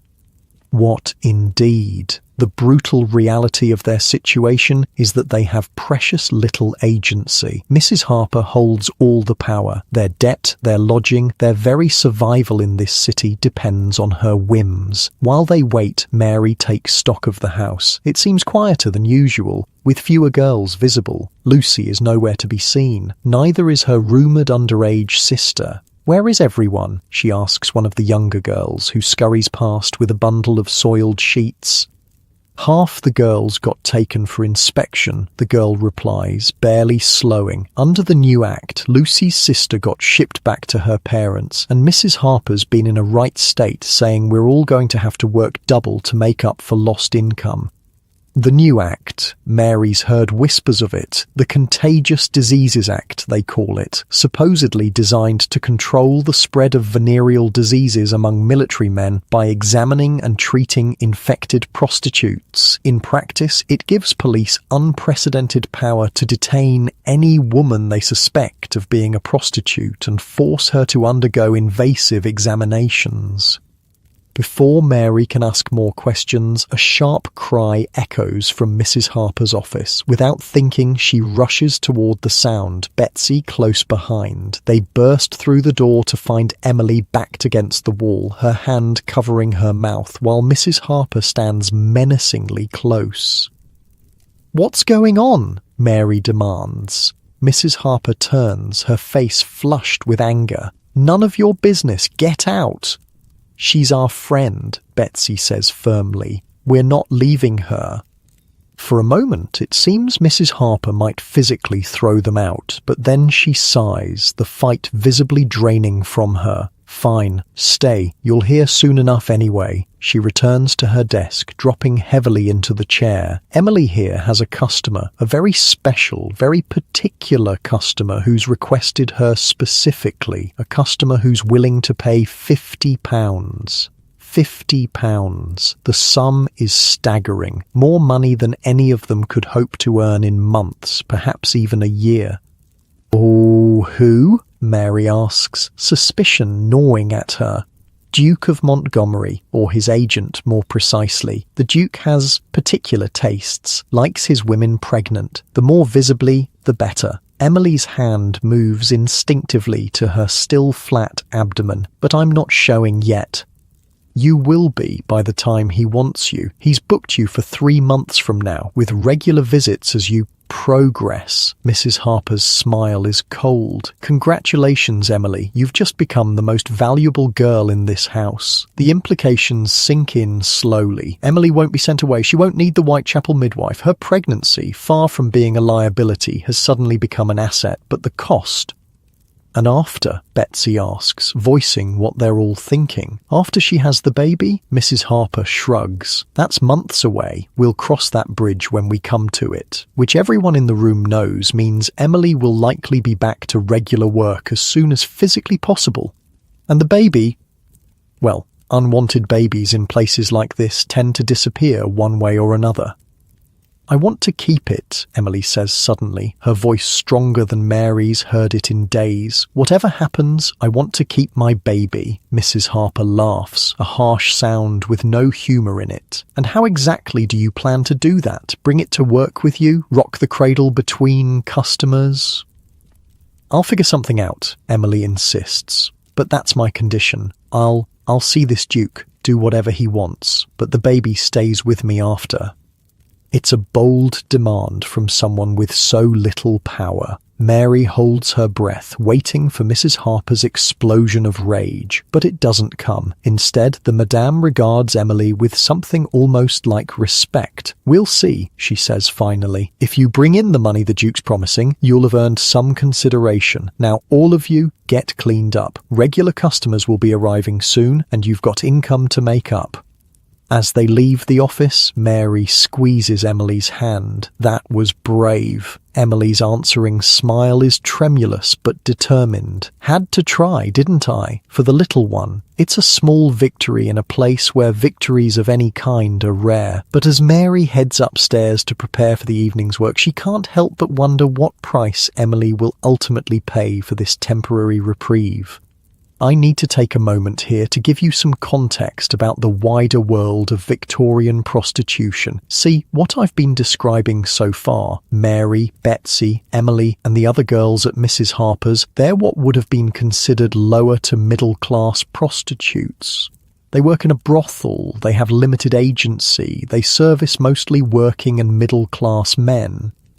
But there was a whole other world of prostitution in Victorian London. The high-class courtesans who lived in luxurious apartments, wore the finest clothes, and entertained the aristocracy and wealthy businessmen. These women operated in a completely different sphere, though they were still selling the same basic service. Picture this: while Mary is washing in dirty water and preparing to see a dozen sailors in a single night across town in Mayfair, a woman named Clara is soaking in a porcelain tub filled with hot water and perfumed oils. Clara is what's known as a courtesan, a high-class prostitute who serves exclusively wealthy clients. Her apartment is small but exquisitely furnished with silk curtains, a featherbed, and a wardrobe full of fashionable gowns. She sees at most 2 clients a day, sometimes only 1, and they pay handsomely for the privilege of her time. Today, Clara is preparing for a visit from Lord Westmoreland, a regular patron who pays for an entire evening of her company, dinner, conversation, and more intimate activities afterward. She's never been to Mrs. Harper's establishment, never walked the streets, never had to service man after man until she lost count. But she is still, in the eyes of society, a fallen woman. The differences between Clara's life and Mary's are vast, yet both exist within the same system. Both are vulnerable in their own ways. Clara may have silk sheets and champagne, but she is still dependent on the whims of her patrons. If her looks fade, if she contracts a disease, if she offends the wrong person, she could easily find herself in Mary's position, or worse. Meanwhile, in a private club in St. James's, several military officers are gathered around a table, passing a small book between them. The book is one of London's infamous sporting guides, essentially catalogues of available prostitutes, complete with descriptions, specialties, and locations. Heard about a new place in Shepherd's Market, one lieutenant says, flipping through the pages. Supposedly has a girl who can tie a cherry stem with her tongue. Parlour trick, dismisses an older captain. Give me an experienced woman any day. These young ones don't know what they're doing. Speaking of young, interjects a third, there's a new batch just arrived at Mrs. Jennings's place, fresh from the country, according to this. They continue their discussion, debating the merits of different establishments and women as casually as they might discuss racehorses or fine wines. For these men, prostitutes are commodities to be consumed, rated, and discarded. Wait, let me stop for a second. I need to tell you something crazy I discovered while researching this. These sporting guides were totally real. They had names like the Man of Pleasure's Guide and literally reviewed prostitutes like restaurant critics. One actual entry described a woman named Lucy as a splendid creature with the face of an angel and the body of a Venus, though somewhat marred by a slight limp from a childhood accident. They'd include prices, specialties, and sometimes even addresses. Victorian Yelp for sex workers, basically. One of the officers, a Colonel Barrett, has been quiet during this exchange. Now he speaks up. I'd be careful about those places near the docks these days. Word has it they're doing inspections under the new Contagious Diseases Act. Wouldn't want to get caught up in that mess. The others nod knowingly. The act, ostensibly created to protect military men from disease, has become a topic of much discussion in their circles. Necessary precaution, says the lieutenant. Can't have half the regiment laid up with the pox. Indeed, agrees the captain, though I hear some of the women are raising quite a fuss about it. Something about their rights. He chuckles, as if the very idea is absurd. Colonel Barrett doesn't join in the laughter. My cousin's a doctor at one of the lock hospitals, says the examinations are pretty brutal. Metal instruments, no anaesthesia, often performed by male doctors with minimal training, not to mention the stigma of being detained. They're prostitutes. Barrett, the lieutenant says dismissively. What do they expect? The colonel merely shrugs and returns to his brandy. He's seen enough of the world to know that women like Mary and Clara rarely have the luxury of expectations. Speaking of expectations, back at Mrs. Harper's, the evening is in full swing. Mary has already seen 4 customers and is preparing for her 5th. Her body aches, but she pushes the discomfort aside. The events of the past few days have put her behind on her payments to Mrs. Harper, and falling further into debt is not an option. As she washes between customers, a quick splash of water and a dab of perfume to mask odours, she hears the front door open downstairs and Mrs. Harper's voice raised in greeting. The tone tells her this is someone important. Mrs. Harper reserves her most effusive welcome for the highest-paying clients. Curious, Mary peeks over the banister. Standing in the hallway below is a distinguished-looking gentleman in an expensive coat, accompanied by a younger man carrying a small leather case. The older man is speaking quietly with Mrs. Harper, who nods eagerly at whatever he's saying. "Who is that?" Mary whispers to Betsy, who has emerged from her room to investigate the same commotion. "Don't know the older one," Betsy replies, keeping her voice low. "But the younger fellow with the case, that's Dr. Morris. He does inspections for the authorities under the new act." A chill runs through Mary. "Inspections? Here?" Looks that way. Harper must have finally decided to register the house officially. Probably thinks it's safer than operating under the radar now that they're cracking down. Registration meant regular, mandatory medical examinations for all the girls. It meant being officially listed as a prostitute in government records. It meant even less freedom than they already had. But before Mary can process this fully, Mrs. Harper calls up the stairs. "Mary, get down here. Special customer for you."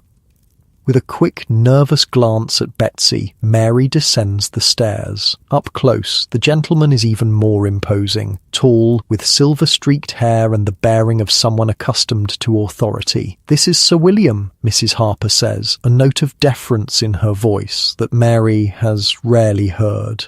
"He's looking for a companion for the evening, a private engagement at his club." A private engagement outside the brothel is unusual and generally reserved for the highest-paying customers. It also comes with its own risks. Being alone with a client in an unfamiliar location has ended badly for more than one girl Mary has known. Sir William is a very respected physician, Mrs. Harper continues, clearly sensing Mary's hesitation, and a generous patron. You'll be well compensated for your time. The man called Sir William studies Mary with clinical detachment. She appears healthy enough. "However, I'd like Dr. Morris to confirm before we proceed." Mrs. Harper nods eagerly. Of course. Mary, go with the doctor to the examination room. Sir William, perhaps some tea while you wait." The examination room is really just one of the smaller bedrooms, hastily cleared of its usual furnishings and equipped with a table and some basic medical supplies. Dr. Morris, a thin man with spectacles and nervous hands, instructs Mary to undress and lie on the table. I'll just say this, Victorian medical examinations for prostitutes weren't about healthcare, they were about control. The speculum, invented in the 1840s, became a tool of both medical examination and social punishment. Women described these examinations as instrumental rape, invasive, painful, and deeply humiliating, especially when performed by male doctors with little concern for their comfort or dignity. When the examination is complete, Mary redresses with trembling hands. Dr. Morris has been impersonal but not cruel, yet the experience leaves her feeling violated in a way that her usual work somehow doesn't. Perhaps because at least with customers, the transaction is clear. This felt like punishment simply for being who she is. "You're clean," Dr. Morris tells her, not meeting her eyes as he packs away his instruments. "I'll inform Sir William."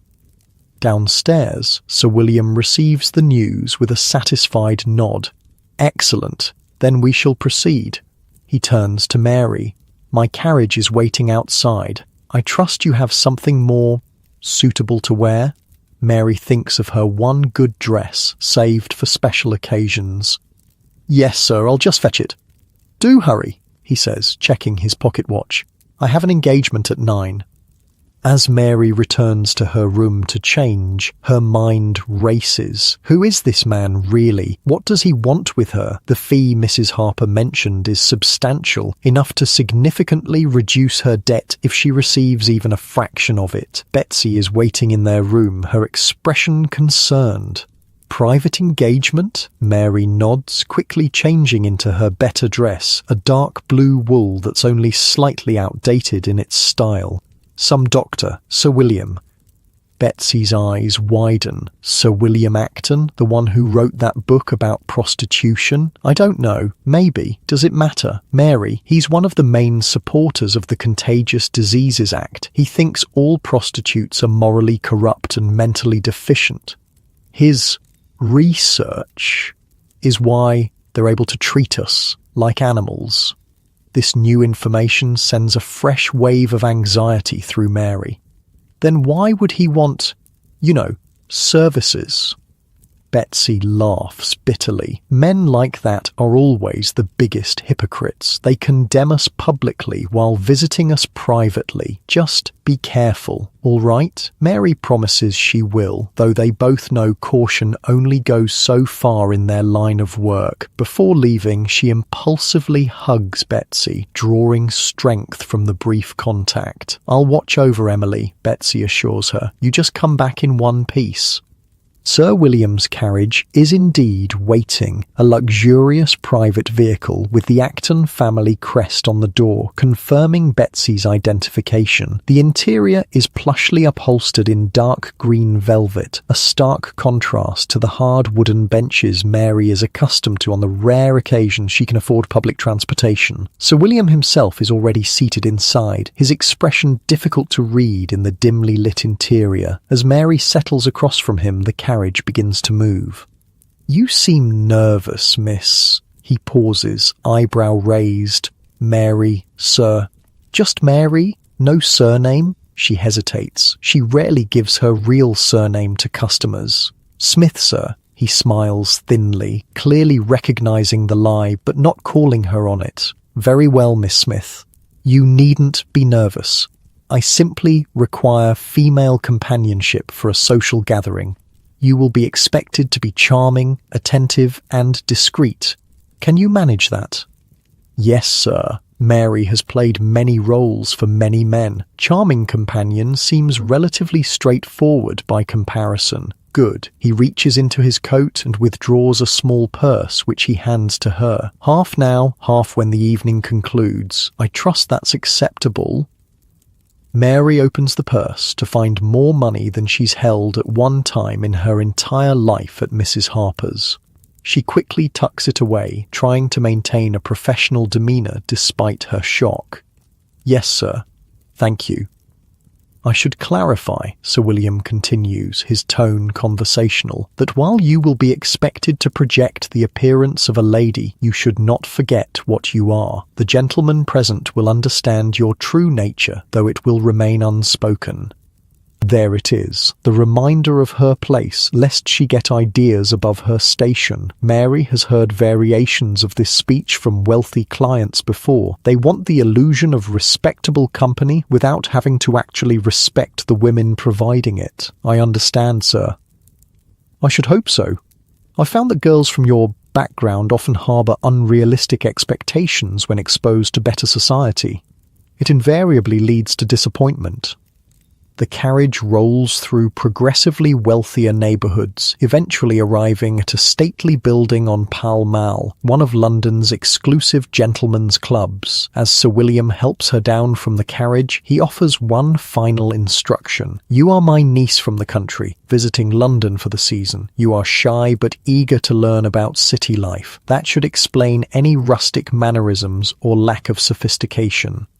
Mary nods, already slipping into the role. She straightens her posture, softens her expression, and follows Sir William into a world she has only glimpsed from the outside, a world of wealth, power, and privilege that exists in parallel to her own, separated by barriers far more substantial than the club's imposing doors. Inside, the club is all polished wood, leather chairs, and the murmur of cultured voices. Men in evening attire gather in small groups while uniformed servants move discreetly among them. Mary notices a few other women scattered throughout the room, all exquisitely dressed, all wearing the same carefully composed expressions that Mary recognizes immediately. They too are playing roles. As Sir William guides her through the room, making introductions to various colleagues and associates, Mary maintains her character, the innocent country niece, suitably impressed by London's sophistication. She laughs at the right moments, expresses appropriate wonder at stories of foreign travel and political intrigue, accepts glasses of champagne that she barely sips. And all the while, she observes. She sees how these powerful men interact, the subtle hierarchies, the unspoken rules. She notices which of them regard her with simple courtesy and which with barely concealed hunger. She catalogues the names, the connections, the whispered asides not meant for her ears. This, she realizes, is what Clara the courtesan experiences regularly, this strange intersection of social performance and commerce, where the line between companion and commodity blurs. It's exhausting in a different way than her usual work, demanding constant vigilance and adaptation. By the time Sir William signals that they will be departing, several hours have passed. Mary's face aches from maintaining her pleasant expression, and her mind is crowded with the names and faces of men who, in other circumstances, would cross the street to avoid someone like her. In the carriage ride back to Mrs. Harper's, Sir William seems pleased. "You performed adequately," he tells her, handing over the second half of her payment. "You have a certain adaptability that served well this evening." "Thank you, sir." Mary tucks the money away, already calculating how much Mrs. Harper will claim of it. "I may require your services again in similar circumstances. Would that be amenable?" It's phrased as a question, but they both know it's not. If Sir William wants her again, Mrs. Harper will make her available, regardless of Mary's wishes. Still, the money is better than she could earn with multiple regular customers, and the work itself less physically demanding. "Of course, sir." He studies her for a moment in the dim carriage light. "You're an interesting specimen, Mary Smith, more intelligent than most of your kind. In different circumstances, you might have made something of yourself." The condescension in his tone makes her skin crawl, but she maintains her pleasant expression. "Thank you, sir. I've studied women like you extensively, written papers on the prostitute's mind and moral character. Most of your colleagues lack the capacity for genuine feeling or higher thought. They're driven purely by base impulses and immediate gratification. But occasionally one finds an exception." Mary says nothing. What could she possibly say to a man who has reduced her entire existence to a research subject, who believes he understands her better than she understands herself? As the carriage approaches Mrs. Harper's neighbourhood, Sir William makes one final observation. "The new act, the one your kind find so objectionable, it's for your own protection as much as anyone's. Disease, moral degradation, early death. These are the inevitable consequences of your chosen path. We're simply trying to mitigate the damage, both to society and to yourselves." Mary thinks of the painful examination earlier, of the women detained in lock hospitals for months, of the stigma that follows even after release. She thinks of the men who spread the very diseases the act supposedly controls, men who are never examined, never detained, never stigmatized. But all she says is, "Yes, sir, I understand," because in this moment, in this carriage, with this man who holds so much power over her future, what else can she say? When Mary returns to Mrs. Harper's, the house is unusually quiet. No sounds of customers or girls calling to each other down the hallways. For a moment, she wonders if she's walked into the wrong building. "Hello," she calls, her voice echoing slightly in the silent front hall. Betsy appears at the top of the stairs, her face drawn with worry. "Thank God you're back. Things have gone to hell."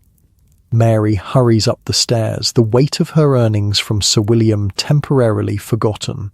What's happened? Where is everyone? Police came again, with doctors this time, took half the girls for examination under the new act. A cold feeling settles in Mary's stomach.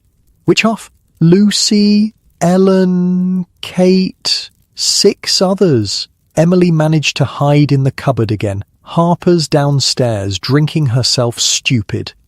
The implications sink in slowly. The examinations aren't just humiliating and painful. They're a precursor to potential detention. Any girl found with signs of disease would be locked away in a hospital for months, possibly longer. When will they come back? Betsy's expression says it all. If they're clean, maybe tomorrow. If not, they both know what that means. The lock hospitals, places where infected women are detained until deemed cured, are notorious. Poor food, harsh treatment, endless medical treatments that often do more harm than good. It's because of the registration, isn't it? Mary says quietly. Harper officially registered the house, and now they can come whenever they want. Betsy nods grimly. Seems that way. She thought it would protect us from random raids. Instead, it's just made us easier targets. Mary sinks onto the top step, suddenly exhausted. The evening with Sir William, which had seemed like a fortunate break financially, now feels like part of a larger, more sinister pattern. The very man who championed the laws that threaten her and the other girls is also a customer, viewing them simultaneously as moral defects to be controlled and bodies to be purchased. Here, she says, withdrawing the purse of money from her bodice. I got paid well tonight. We should hide most of it before Harper finds out exactly how much. Together, they count the money, more than Mary has ever earned in a single night. They set aside what they'll give to Mrs. Harper, enough to satisfy her, but not so much that she'll grow suspicious. The rest they divide into 3 portions, one each for Mary and Betsy, and a third for Emily, whose situation grows more precarious by the day. Where is she? Mary asks, realizing she hasn't seen the pregnant girl yet. Asleep. The sickness is getting worse. She can barely keep anything down. Mary's heart sinks. Emily needs proper care, proper food, rest, none of which are available in a brothel where a girl's worth is measured by how many men she can service in a night. They hide their respective shares of money in their usual spots, sewn into mattress seams, tucked into loose floorboards, concealed in the hollowed-out heels of boots. Small fortunes that grow coin by coin, hidden from Mrs. Harper's grasping hands and the prying eyes of customers.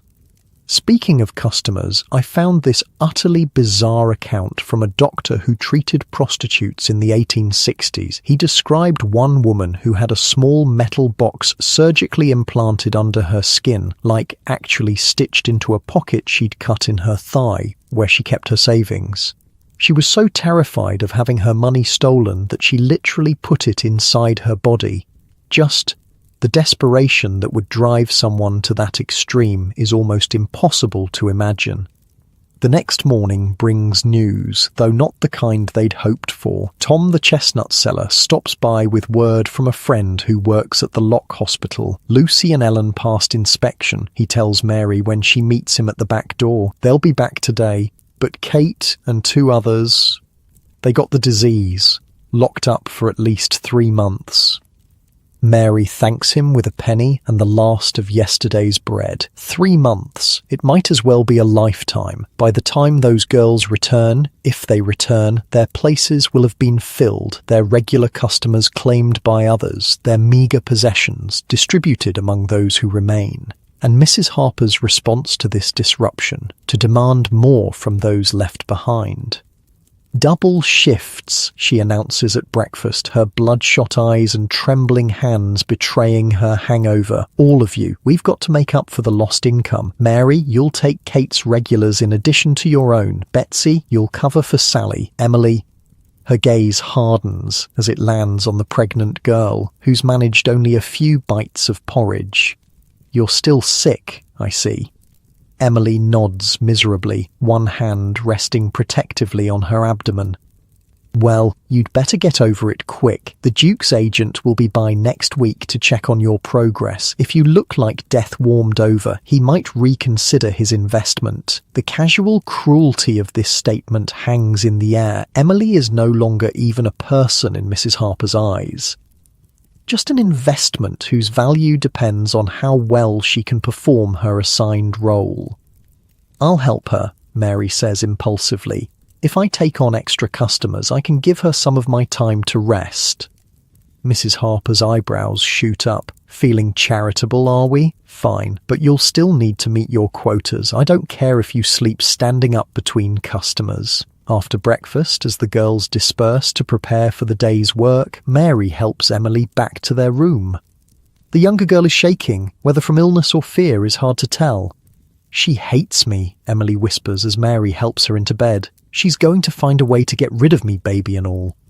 No, she won't, Mary says firmly. You're worth too much to her now. The Duke's payment will keep her happy, but they both know Mrs. Harper's goodwill extends only as far as her financial interests. If a better opportunity presents itself, or if Emily's condition becomes too problematic, the madam won't hesitate to discard her. Try to rest, Mary tells her, tucking the thin blanket around her friend. I'll check on you between customers. The day that follows is one of the hardest Mary has experienced since coming to London. True to her word, Mrs. Harper assigns her a double load of customers, a parade of men, most of whom she's never seen before, each with their own demands, preferences, and occasional cruelties.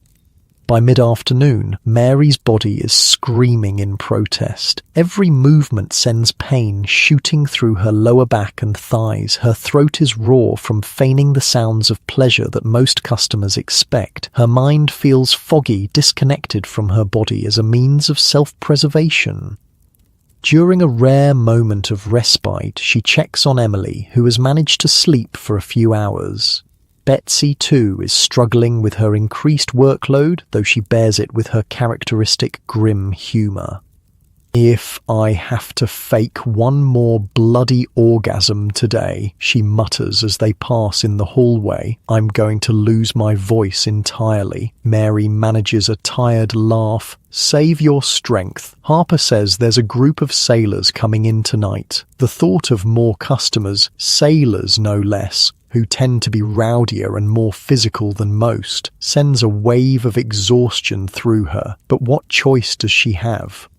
I just want to pause here for a second. I know this is bleak stuff, but one thing that's always stuck with me from my research is how these women just endured, day after day. The human capacity to adapt to almost any circumstances, no matter how brutal, is both inspiring and heartbreaking. Mary's not a heroine in the traditional sense. She's not leading a revolution or escaping to a better life. She's just surviving, and there's a kind of quiet courage in that. As evening approaches, Mary is preparing for yet another customer when a commotion erupts downstairs. Raised voices, the sound of something breaking, heavy footsteps on the stairs. Her first thought is police, but when the door bursts open, it's Lucy who stumbles in, her face bruised, her clothes dishevelled. They're coming, she gasps, clearly terrified. More inspections. They followed us from the hospital, said they need to check everyone again. Mary, they've got a list with all our names. Behind her, Mrs. Harper appears, her face flushed with anger and fear. Everyone downstairs. Now. They want you lined up for identification. Mary's heart hammers in her chest. This is different from the previous visits. More organised, more official, the Contagious Diseases Act in full effect. Emily, she whispers urgently to Betsy, we need to hide her, but there's no time. The front door opens and male voices fill the hallway. Heavy boots on the wooden floor, the sound of women being herded into the parlour. What about the hidden cupboard? Betsy suggests, desperately. They might know about it by now. Lucy or one of the others might have told them under pressure. They look around frantically for another hiding place, but their room offers few options. The bed is too low to the ground, the wardrobe too obvious. The roof, Mary says suddenly. Through the attic window, she can hide on the roof until they're gone.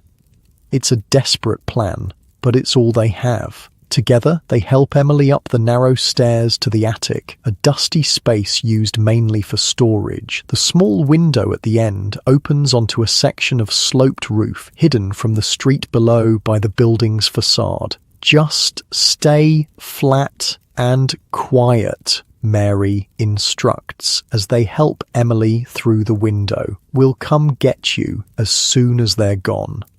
The fear in Emily's eyes is palpable, but she nods, understanding the necessity. "Be careful," she whispers before disappearing onto the roof. Mary and Betsy barely make it downstairs before the police and medical officers reach the upper floors. They join the line of girls in the parlor, hearts racing, trying to look as calm as possible. The scene that unfolds is like something from a nightmare. Each girl is called forward, her name checked against a list. She's then taken to a side room where a doctor waits to examine her. Those who have already been examined and deemed clean are separated from those awaiting inspection. "Mary Smith," calls a police officer, reading from his list. Mary steps forward, her mouth dry with fear. This is it, the moment when the full force of the law reaches into her life, claiming ownership of her body in the name of public health. The examination room is small and cold, with a single chair and a table covered in a white cloth. The doctor, an older man with cold eyes and mechanical movements, barely looks at her face as he instructs her to undress. "Hurry up," he says impatiently. "I've got 12 more after you." The examination itself is brief but humiliating. Clinical probing with metal instruments, brusque comments about her physical state, notes made in a small book. No explanation, no gentle words, no acknowledgement of her as a human being rather than a potential carrier of disease. "Clean," the doctor declares finally, making a mark in his book. "Next room." The next room holds the girls who have passed inspection. Lucy is there, along with several others, their expressions a mixture of relief and lingering trauma. But Betsy is nowhere to be seen. "Where's Betsy?" Mary whispers to Lucy when she has a chance. Lucy's eyes fill with tears. "They're taking her. Said she's showing symptoms." No. Not Betsy, strong, practical Betsy, who has survived 8 years in this life, who knows every trick, every strategy for staying safe, who has plans to save enough to open a small shop someday. Before Mary can process this, the door opens and Betsy is led in.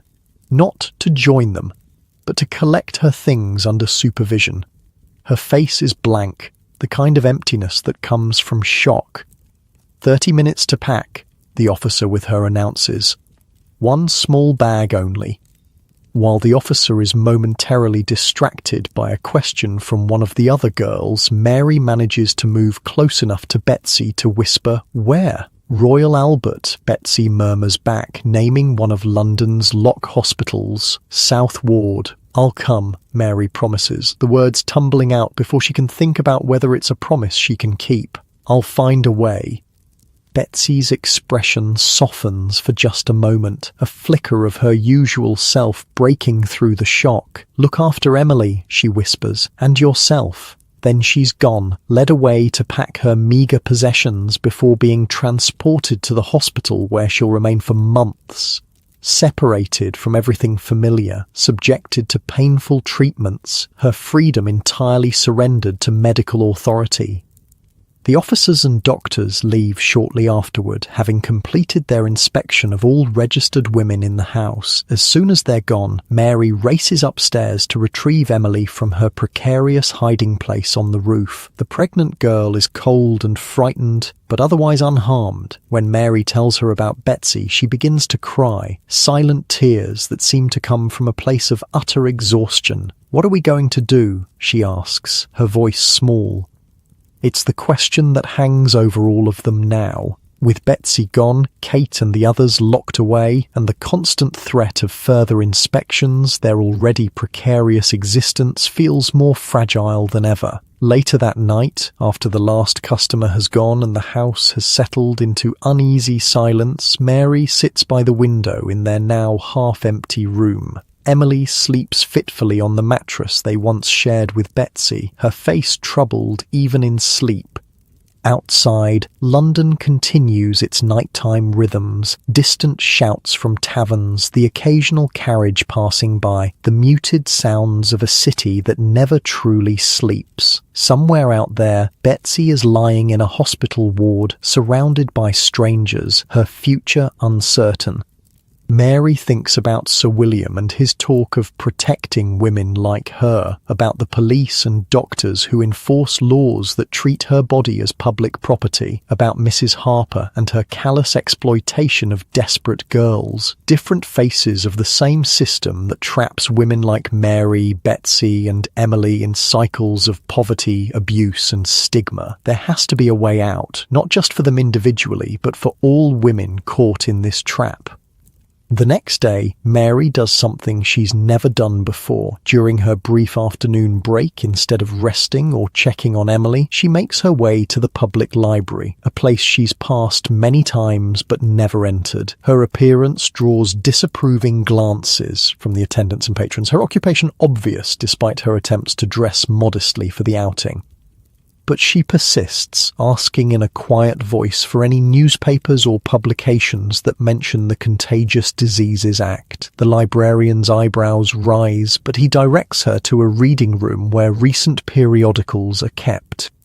There, in the pages of several reform-minded publications, Mary discovers something she didn't know existed: opposition to the acts, articles written by women like Josephine Butler, who argue that the laws are unjust, that they punish women while leaving men untouched, that they violate basic rights to bodily autonomy. Mary reads until her eyes burn, absorbing arguments and perspectives she's never encountered before. The idea that she and women like her deserve better treatment, that they have rights that should be respected, that the system itself might be challenged. These concepts are revolutionary to someone who has spent 6 months believing that her current life is all she can expect. When she returns to Mrs. Harper's, she brings with her a pamphlet discreetly given to her by a woman who approached her in the library, a member of the Ladies' National Association for the Repeal of the Contagious Diseases Acts. The pamphlet contains information about meetings, about legal aid for women detained under the Acts, about a growing movement that sees prostitutes not as moral failings to be controlled, but as women deserving of protection and respect. She shows it to Emily that night, reading aloud the parts that seem most relevant to their situation. For the first time in days, she sees hope flicker in the younger girl's eyes. "Do you think they could help Betsy?" Emily asks. "I don't know," Mary answers honestly. It's worth trying, isn't it?" The pamphlet also contains the address of a refuge, not like Urania Cottage, which focuses on reforming fallen women, but a place where women can stay while looking for alternative work, where no judgment is passed on their past or present circumstances.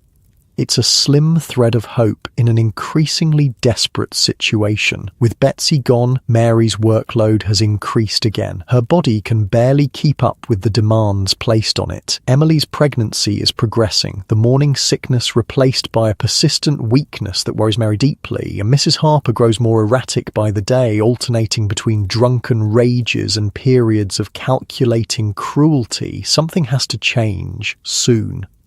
The opportunity comes a week later in the form of an unexpected visitor to Mrs. Harper's establishment, a well-dressed woman who arrives in the late afternoon asking to speak with the proprietress. From her position at the top of the stairs, Mary watches the interaction with curiosity. The visitor is unlike their usual clientele, female for one thing, and carrying herself with the confident posture of someone accustomed to respect. Her clothing is expensive but understated, her manner direct but not aggressive. "I represent the Ladies' National Association," Mary hears her say to a clearly suspicious Mrs. Harper. "We're conducting a survey of establishments affected by the recent Contagious Diseases Act." Mrs. Harper's response is predictably hostile. "We're running a business here, no time for surveys or charity cases." The woman is undeterred. "We're not offering charity, Mrs. Harper. We're offering legal assistance to women who have been unjustly detained under the Act. I understand several of your employees have been taken to lock hospitals recently." Mary's heart skips a beat. Betsy. This woman might be able to help Betsy. Before she can think better of it, Mary descends the stairs, ignoring Mrs. Harper's warning glare. "Excuse me," she says, addressing the visitor directly. "I have a friend who was taken to Royal Albert Hospital last week. Is there anything that can be done for her?" The woman turns, her expression softening as she takes in Mary's youth and obvious exhaustion. "There might be. Our association is challenging these detentions on legal grounds. Could you tell me more about your friend's situation?" Mrs. Harper steps between them. "She'll tell you nothing. This is my house, and these are my girls. If you want information, you'll go through me." But the visitor has already slipped a card into Mary's hand, a small, discreet movement that Mrs. Harper doesn't notice in her anger. "Perhaps another time," the woman says smoothly. "Thank you for your attention, Mrs. Harper." After she's gone, Mrs. Harper rounds on Mary. "What the hell do you think you're doing, talking to people like that about our business?" "I just thought you're not paid to think," Mrs. Harper snaps. "You're paid to keep your mouth shut and your legs open. One more stunt like that, and you'll be out on the street. Understand?" Mary nods, properly chastised for now, but the card burns in her palm, a tangible connection to something beyond these walls, something that might offer a path forward not just for Betsy, but for all of them. Later, alone in her room while Emily sleeps, Mary examines the card by candlelight. "Miss Helen Wilson, Ladies' National Association for the Repeal of the Contagious Diseases Acts," it reads, followed by an address in a respectable part of town. A decision forms slowly in Mary's mind. Not an escape. Not yet. They aren't ready, don't have enough saved, don't have a secure place to go, but a step in that direction, a reaching out to people who might help them prepare for the moment when escape becomes possible. She will write to Miss Wilson, will tell her about Betsy, about Emily, about herself, will ask what options might exist for women who want more than this endless cycle of exploitation and control. It's a small act of rebellion, writing that letter, but as Mary carefully pens the words by candlelight using paper stolen from Mrs. Harper's office and an envelope borrowed from a sympathetic customer, she feels something she hasn't experienced in months. Hope, fragile and uncertain, but present nonetheless. Hope that maybe, just maybe, there's a future beyond these walls, beyond inspection tables and lock hospitals, beyond men who use her body and discard her humanity, beyond the life that circumstance and society have told her is all she deserves. 3 weeks pass before Mary receives a response to her letter. 3 weeks of doubled workloads, of caring for Emily as her pregnancy advances, of wondering about Betsy's fate in the lock hospital. 3 weeks of hiding her small savings from Mrs. Harper's increasingly desperate searches for extra income. The response comes via Tom the chestnut seller, who delivers a sealed envelope with a significant look that tells Mary its importance. She waits until she's alone in the shared bedroom, Emily dozing fitfully nearby before carefully breaking the seal. The letter is written in a neat, educated hand on quality paper, the kind Mary hasn't touched since leaving Yorkshire. "Dear Miss Smith," it begins. "I was most grateful to receive your letter regarding your situation and that of your friends. The Ladies' National Association is indeed working to assist women affected by the unjust Contagious Diseases Acts, and we may be able to offer help in your particular circumstances." Regarding your friend at Royal Albert Hospital, I have made inquiries. Miss Rebecca Wilson, whom you refer to as Betsy, is indeed being held there. Our association has a visitor who attends the hospital weekly, and she has been able to speak with Miss Wilson. She is physically well, though the treatments are unpleasant, and her spirits remain remarkably strong given the circumstances. Betsy is alive. The relief that floods through Mary is so intense she has to sit down, the letter trembling in her hands, alive and apparently still herself, still strong-spirited despite what must be harrowing conditions. As to your pregnant friend, the letter continues, there are several homes that might accept her once her confinement approaches. These are not like the reformatories you mentioned fearing, but places where women may give birth safely and keep their infants if they wish, while learning skills for future employment. I have enclosed information about 2 such establishments. Mary unfolds a second sheet of paper containing details of homes for unwed mothers, addresses, requirements, costs. Her heart sinks slightly at the latter. Even the most affordable option would require more than she and Emily have managed to save so far. Finally, regarding your own situation, you expressed interest in finding alternative employment, though you cited concerns about references and respectability. These are valid concerns, but not insurmountable obstacles. Our association maintains connections with several employers who understand that a woman's past need not determine her future. If you would like to discuss these matters further, I will be at Covent Garden Market this coming Tuesday at 10 o'clock in the morning near the flower stalls. I shall be wearing a blue bonnet with white trim. If this time is not convenient, please send word via your messenger and we can arrange another meeting. With sincere hopes for your welfare, Helen Wilson Ladies National Association. Mary reads the letter twice more, committing its contents to memory before carefully burning it in the candle flame. Evidence of outside communication would enrage Mrs. Harper, who guards her control over the girls jealously. As she watches the paper curl and blacken in the flame, Mary considers her options. Meeting Miss Wilson means missing morning customers, which means facing Mrs. Harper's wrath. But the potential benefits, help for Emily, news of Betsy, a possible path out for herself, outweigh the risks. What was that? Mary turns to find Emily awake, watching her with tired eyes.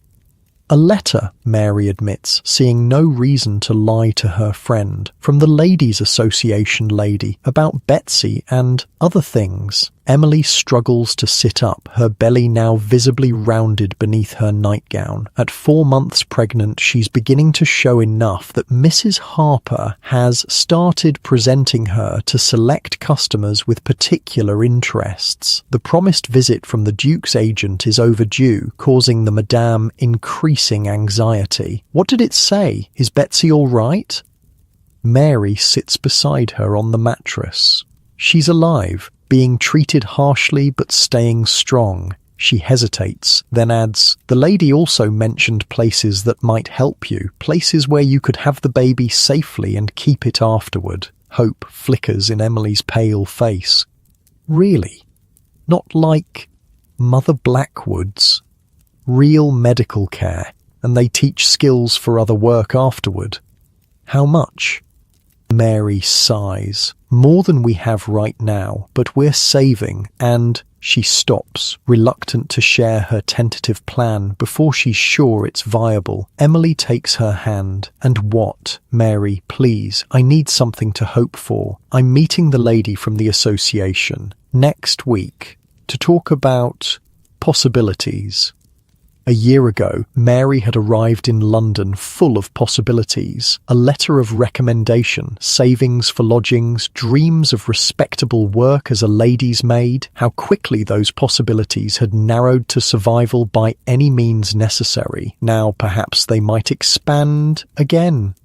Not to the innocent hopes of her arrival, but to something more modest, yet infinitely precious. A life with choices.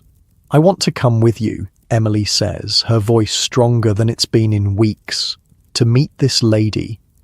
Mary shakes her head.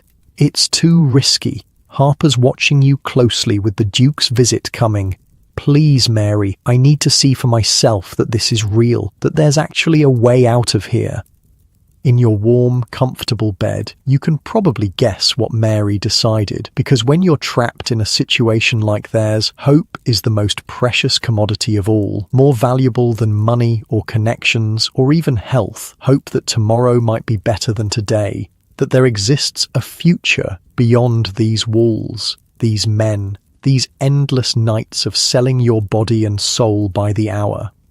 The following Tuesday finds Mary and Emily slipping out of Mrs. Harper's during the morning inspection. They've bribed Molly, a newer girl, to cover for them, claiming they're both with a regular customer who requested them together, a story that should hold until at least noon.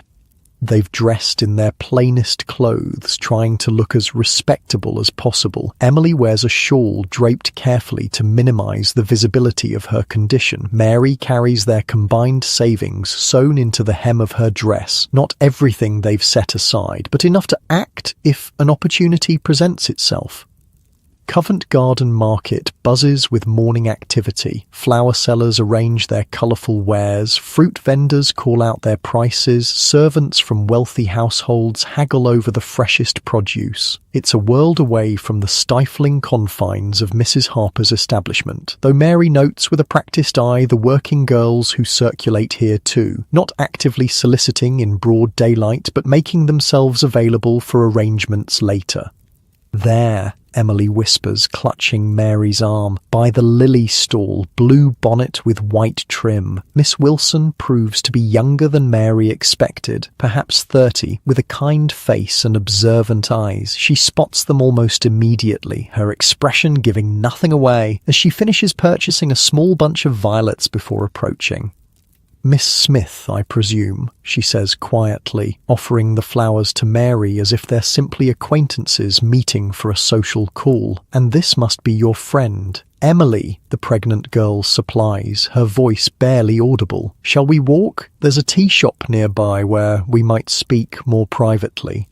As they follow Miss Wilson through the market, Mary remains alert for any sign of Mrs. Harper's spies. The Madame has informants throughout the neighbourhood, shopkeepers, street vendors, sometimes even police officers who owe her favours. The tea shop is small but clean, with private booths along one wall. Miss Wilson selects one at the far end, ordering tea and scones for all three before turning to business.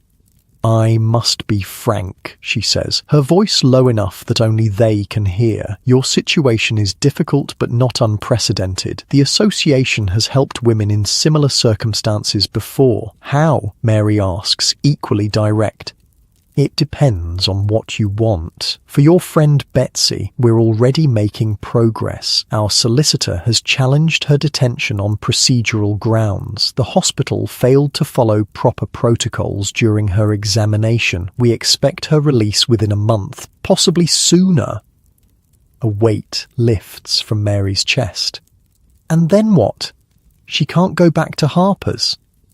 No, she certainly cannot. The association maintains a small residence for women transitioning to other employment. She would be welcome there while she finds her feet. Emily leans forward. What about me, the baby? Miss Wilson's expression softens. As I mentioned in my letter, there are homes that specialise in helping women in your condition. The most suitable is in Hampstead, far enough from your current situation to offer safety, close enough to London for employment afterward. And they let you keep the baby, Emily presses, one hand moving protectively to her abdomen. If that is your wish, yes, they also arrange adoptions for those who prefer that option. The choice is entirely yours. The concept of choice, of having agency over one's own body and its functions, is so foreign to their current existence that Mary finds herself momentarily speechless. For months now, her body has belonged to Mrs. Harper, to customers, to medical examiners, to everyone except herself. The cost, Mary says finally. In your letter, you mentioned fees. There are costs, yes, but the association may be able to assist in certain cases. Miss Wilson studies them both. May I ask how you came to Mrs. Harper's establishment? Your letter suggested it was not entirely by choice. Mary hesitates, then tells their stories: her arrival in London with false prospects, Emily's seduction and abandonment by a former employer, Betsy's gradual slide from factory work to occasional prostitution to full-time brothel life. As she speaks, Miss Wilson takes notes in a small book, occasionally asking clarifying questions but never exhibiting judgment or disgust. These are exactly the kinds of cases our association was formed to address, she says when Mary finishes. Women driven to prostitution not by moral failing, but by economic necessity and male exploitation. She reaches into her reticule and withdraws several pamphlets, sliding them across the table. These explain our work in more detail. Please read them when you can do so safely. One pamphlet catches Mary's eye, its cover featuring a portrait of a woman with determined eyes and a resolute expression. Josephine Butler and the Campaign Against the Contagious Diseases Acts. The title reads, "Hey, I need to tell you something wild about Josephine Butler. She was this upper-middle-class woman who basically dedicated her life to fighting for prostitutes' rights in Victorian England. Like, she'd go into brothels and lock hospitals to interview women, then publish their stories to build public support against the Contagious Diseases Acts. The establishment hated her. She got death threats, was physically attacked at rallies, had rotten food thrown at her. But she kept going for almost 20 years until the acts were finally repealed in 1886. Just an absolute badass who history doesn't talk about enough. How does this work? Mary asks, gesturing to the pamphlets. Practically speaking, if we wanted to leave Harper's today, Miss Wilson considers this. It would be challenging, but not impossible. The home in Hampstead could take Emily immediately. I happen to know they have a vacancy. For you and Betsy, the residence I mentioned has limited space, so there might be a short wait. However, we could arrange temporary lodgings in the meantime. And work? After? That depends on your skills and preferences. Domestic service is the most common path, though the association also has connections with respectable workshops and manufactories. Some women choose to emigrate to the colonies, where their past is unknown and demand for female workers is high. Emily's eyes widen. Emigrate? You mean leave England altogether? It's an option, not a requirement, Miss Wilson clarifies. The association sponsors several women each year for passage to Canada or Australia. With proper references, which we can provide, a woman can build an entirely new life.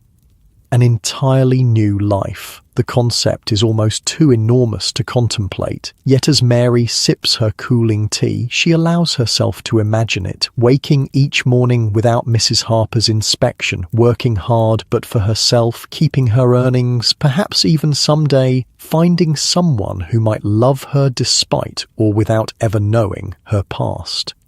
There is one more thing you should know, Miss Wilson says, her voice growing even quieter. What you're contemplating, leaving Mrs. Harper's without notice, taking Emily despite the arrangement with this duke, it carries risks. Mrs. Harper will not simply let you go, especially not Emily. She might send people to find you. She might contact the police, claiming theft or breach of contract. Can she do that? Legally?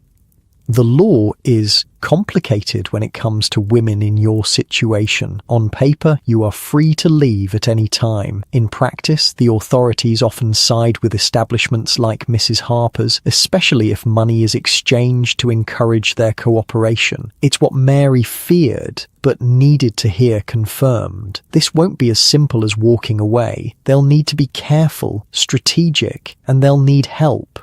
What would you advise? She asks Miss Wilson directly. Plan carefully. Save as much as you can. When the moment comes to leave, do so without warning and go directly to a safe location. The association can help with the latter. She hesitates, then adds, and understand that even with the best preparation, there will be risks and hardships ahead. The path out of prostitution is rarely smooth. They talk for nearly an hour more, discussing practical details, how to communicate safely, what to bring when they leave, what documents might be needed for future employment. By the time they part, Mary has a clearer sense of what might be possible, though the obstacles remain daunting. "We'll help you," Miss Wilson promises as they prepare to go their separate ways outside the tea shop. "Whatever you decide, but please be careful until then." The walk back to Mrs. Harper's is tense, both women acutely aware that their absence may have been discovered by now. They separate a block from the house, Emily going in through the front door with a story about feeling ill and stepping out for air, Mary slipping in through the back entrance used by tradespeople. Mary has barely reached the kitchen when Mrs. Harper appears, her face flushed with rage. "Where the hell have you been?" she demands, grabbing Mary's arm with bruising force. "Half the morning's customers turned away because you weren't here." "I'm sorry, Mrs. Harper. I felt ill and needed." The slap catches her by surprise, though it shouldn't. Mrs. Harper's temper has grown increasingly volatile as the financial pressures on the house mount. "Ill? You look well enough to me, well enough to be out gadding about while the rest of us work." Mary doesn't correct the assumption that she's been enjoying leisure time. "Better that than the truth. It won't happen again," she says, keeping her eyes downcast in a show of contrition. "Damn right it won't. You'll make up the lost income tonight. Double shift, no breaks. And your food allowance is cut for the week." It's a harsh punishment, but not unexpected. Mary accepts it without protest, knowing that resistance would only make things worse. What matters is that their meeting with Miss Wilson went undiscovered. The possibility of escape remains intact. Later that day, when she finally has a moment alone with Emily, they compare notes in hurried whispers. No one seems to have connected their absences or suspected they were together. Their secret remains safe. "We need to tell Betsy somehow," Emily says. "That help is coming." Mary nods. "Miss Wilson said her association has a visitor who sees her weekly. Maybe they can pass a message. When do we go? To the places she mentioned?" It's the crucial question. Timing their escape requires balancing multiple factors. Betsy's release, Emily's advancing pregnancy, their slowly growing savings, Mrs. Harper's fluctuating vigilance.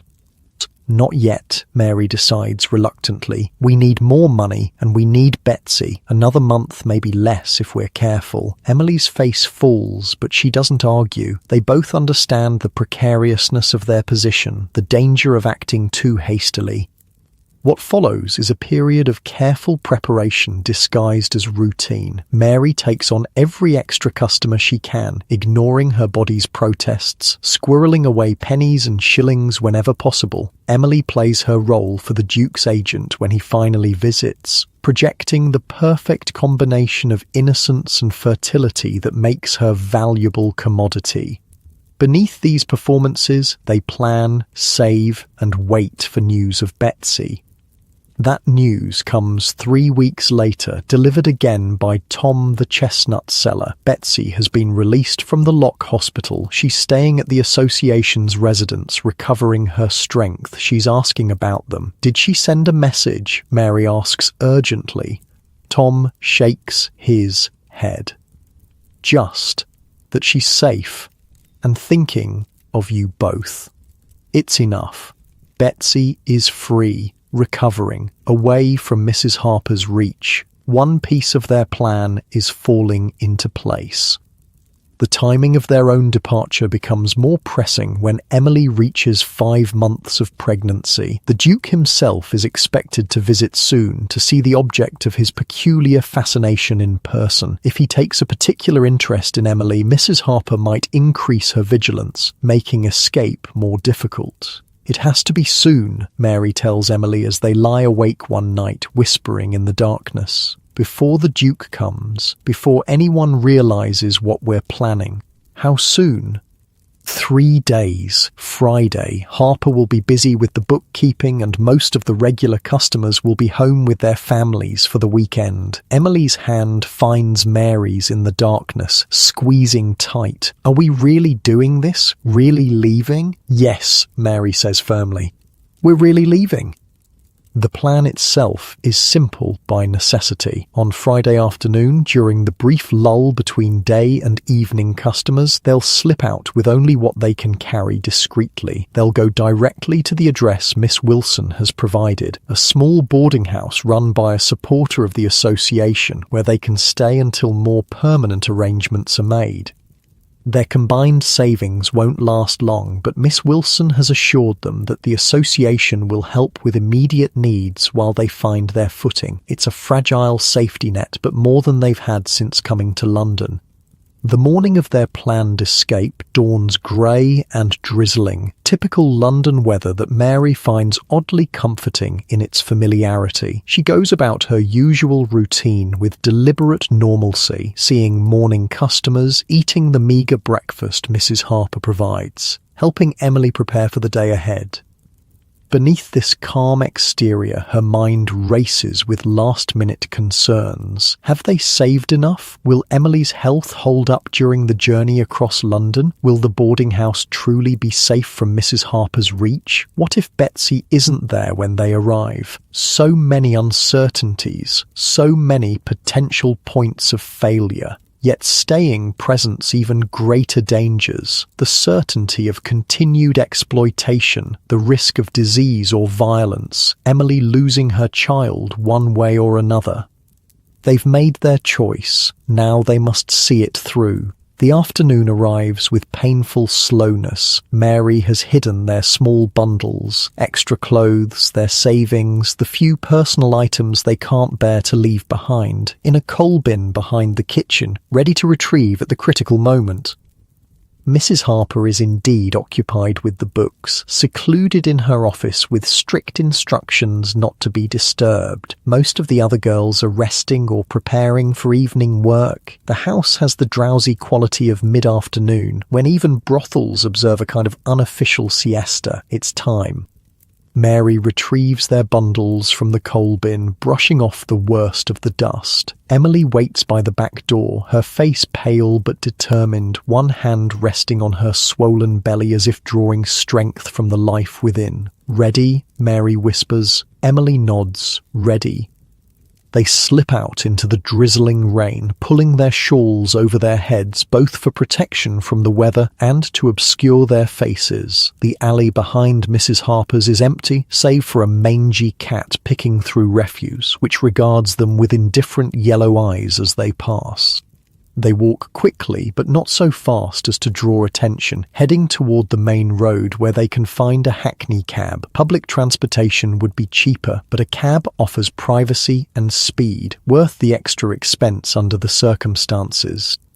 Mary's heart pounds with each step, expecting at any moment to hear Mrs. Harper's voice calling them back or to feel a policeman's hand on her shoulder, but the streets remain indifferent to their passage, filled with ordinary Londoners going about their business, none paying particular attention to two modestly dressed young women.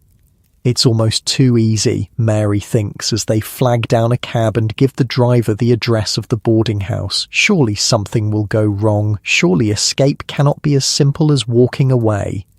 But as the cab pulls away from the curb, carrying them farther from Mrs. Harper's with each turn of its wheels, Mary allows herself to consider a startling possibility. Perhaps they have already endured the worst. Perhaps what lies ahead, while uncertain and surely difficult in its own way, might actually be better than what they leave behind.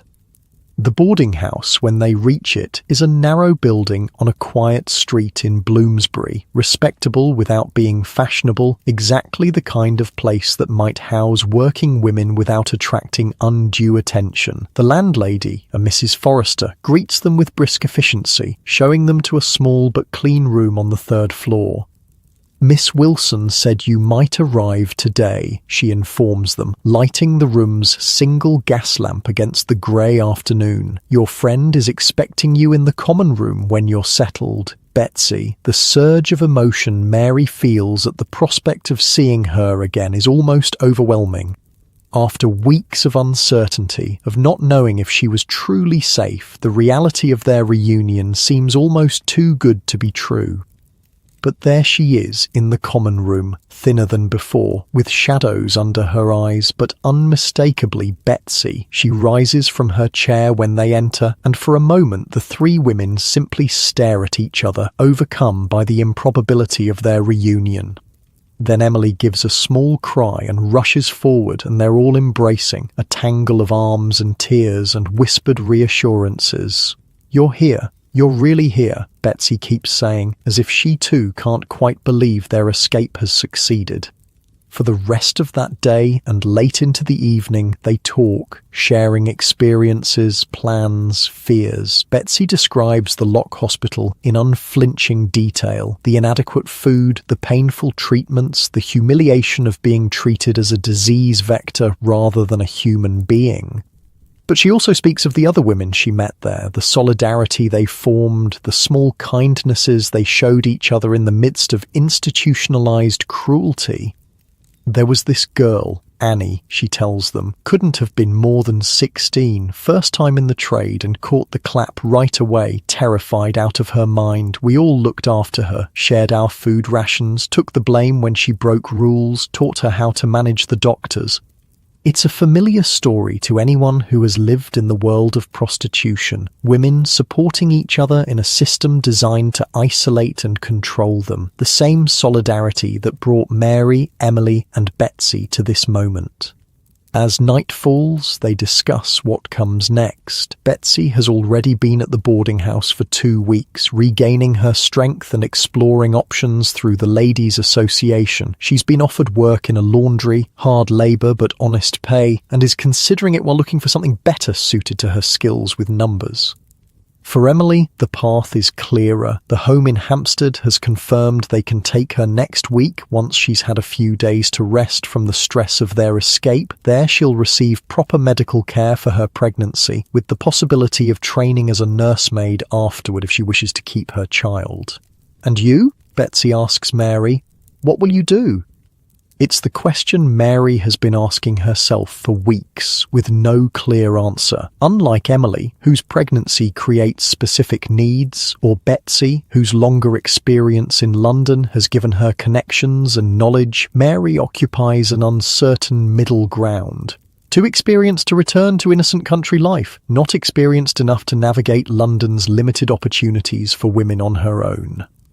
"Miss Wilson mentioned emigration," she says slowly. "Canada or Australia, a fresh start where no one knows me." Betsy nods thoughtfully. "I've heard the association has good connections there. Set you up with a respectable position, proper housing, but it's far, Mary, a whole ocean away." That's rather the point, isn't it? Far from Harper, from all of this. Mary gestures vaguely, encompassing not just their immediate surroundings, but the whole system that brought them to this point. A place where I could be just Mary, not Mary from the brothel or Mary the fallen woman. "You'd go alone?" Emily asks, her voice small. Mary hadn't considered anything else, but the idea of facing such a massive journey and unknown future entirely alone is daunting. "I suppose so." "Unless," Betsy begins, then stops. "Unless what?" "Unless someone went with you." Betsy meets her eyes. "I've been thinking about it too. There's not much for me here, is there? Same bad options, same bad memories, but out there might be different. The possibility unfolds between them, not just escape from their past, but a journey towards something new, together. It's too much to process in this moment of exhaustion and emotion, but it plants a seed, a direction to consider. They talk late into the night, making plans, adjusting them, allowing themselves to hope in ways they haven't dared for months. When they finally retire to their room, all three sharing again, but this time by choice rather than necessity, Mary lies awake long after the others have fallen asleep. She thinks about the path that brought her here, the naive country girl arriving in London, the brutal education of Mrs. Harper's establishment, the gradual hardening of her heart as a means of survival. She thinks about Betsy's strength, Emily's resilience, the unexpected kindness of Miss Wilson and her association. Most of all, she thinks about tomorrow, the first day in months when she will wake up without Mrs. Harper's inspection, without customers waiting, without the constant fear of police raids and medical examinations. A day that is, in some small but significant way, her own.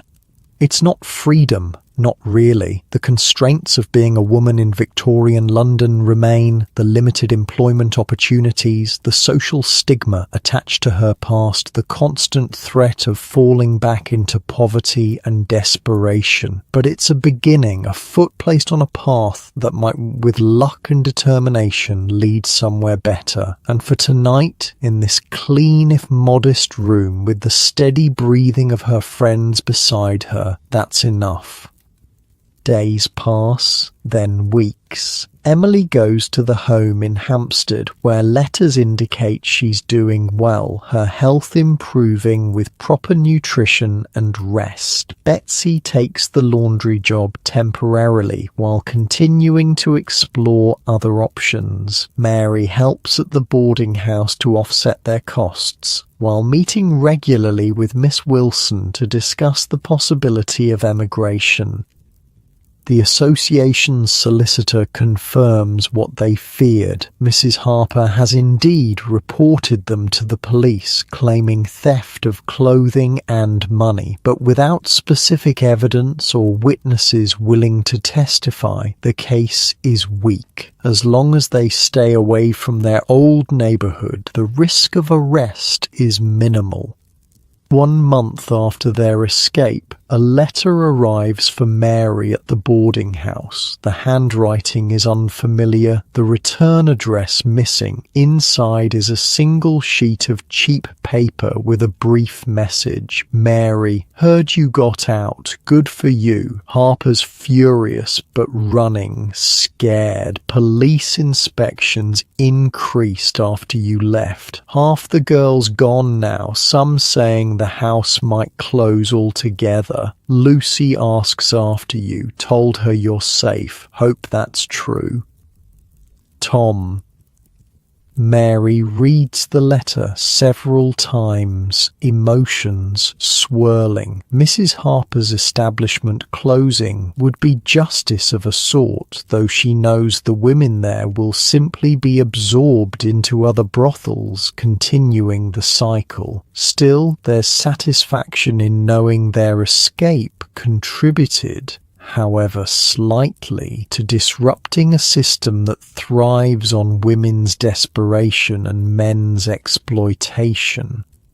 And Lucy asking after her, that unexpected concern from someone she barely knew, touches something in Mary that she thought had hardened beyond reach. These small connections, these ripples of consequence spreading from their actions, remind her that even in the most degrading circumstances, humanity persists. The bonds formed between women like herself, Betsy, Emily, Lucy, bonds of shared experience and mutual protection, have power beyond what their oppressors recognize.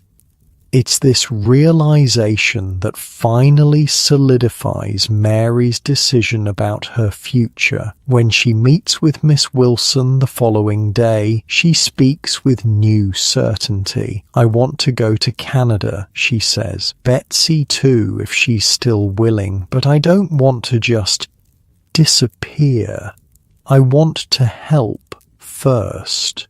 With your association's work. Miss Wilson raises an eyebrow. Help? In what way?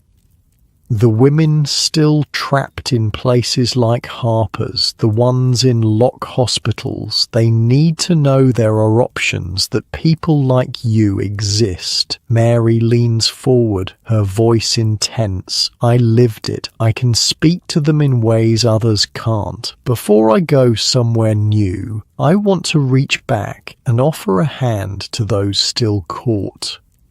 It's not a conventional request. Most women who escape prostitution want nothing more than to distance themselves from that world as quickly and completely as possible. But Mary has come to understand that her experiences, painful as they were, have given her knowledge and perspective that might be valuable to others. Miss Wilson considers this for a long moment before nodding slowly. It would be challenging work, dangerous potentially, and it might delay your emigration plans. I understand, but it feels necessary, for me at least. Then we would welcome your help for as long as you wish to give it, and so a new phase begins. While continuing to plan for eventual emigration to Canada, Mary begins working with the Ladies' Association, visiting lock hospitals under Miss Wilson's guidance, speaking with women in situations similar to her own former predicament, distributing information about alternatives and assistance. It's difficult, often heartbreaking work. For every woman who listens eagerly to the possibility of escape, there are others too beaten down by circumstance to imagine change, too distrustful of help offered by respectable society, too entangled in complex webs of debt and dependency. But there are successes too. A young girl, new to prostitution and desperate to leave, placed in domestic service through the association's connections. An older woman, her health broken by years in the trade, given shelter and medical care for her final months. Small victories against a system that seems designed to consume women's bodies and spirits without remorse. Through it all, Mary finds herself changing, not returning to the innocent girl who arrived in London a year ago, but evolving into someone new, someone who understands both the harshness of the world and the possibility of resistance, someone who has experienced the worst of human exploitation, but also the strength of human connection. 6 months after their escape from Mrs. Harper's, Mary and Betsy stand on the deck of a ship bound for Montreal. Behind them, the London docks recede slowly into the distance, the city's familiar silhouette dissolving into the horizon. Ahead lies uncertainty. A new country, new challenges, the daunting task of building lives from scratch.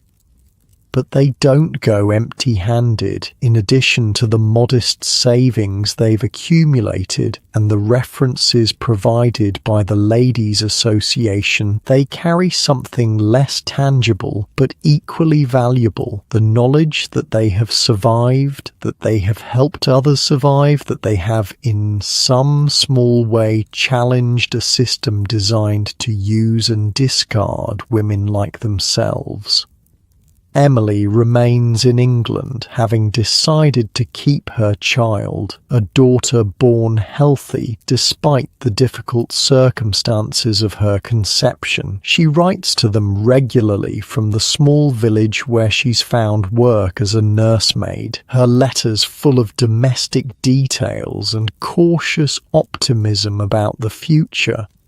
As for Mrs. Harper's establishment, it did indeed close eventually, not from any single blow, but from the accumulation of pressures, increased police scrutiny, the growing campaign against the Contagious Diseases Acts, changing patterns of urban development that made the property more valuable for other purposes.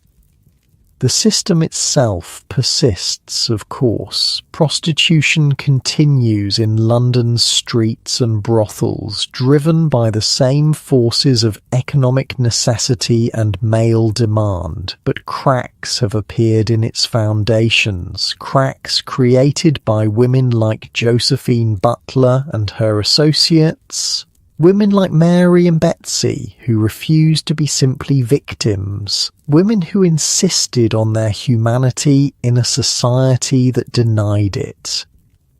These cracks will widen in the years to come. The Contagious Diseases Acts will be suspended in 1883 and formally repealed in 1886. Women's suffrage movements will gain momentum, challenging fundamental assumptions about gender and power. Changes will come, though too slowly and incompletely, for many women caught in cycles of poverty and exploitation.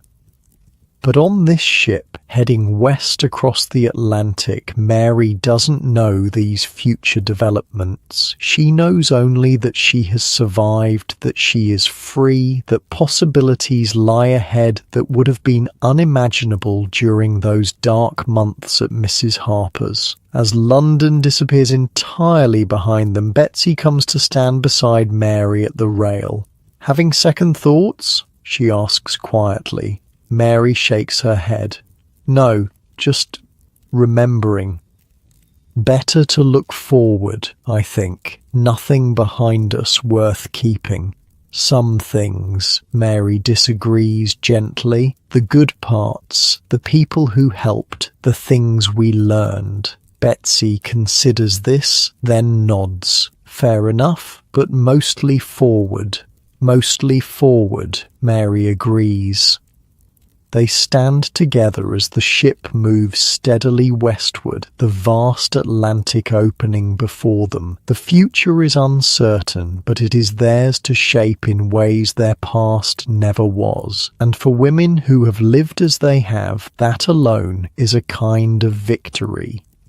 As the last light of day fades into evening, Mary thinks of Emily and her newborn daughter, of Lucy still working the streets of London, of all the women whose paths briefly crossed with hers during that tumultuous year. She hopes they too find their ways forward, their moments of choice, their opportunities for something better. It's this hope, fragile but persistent, that she carries with her across the ocean toward a new life.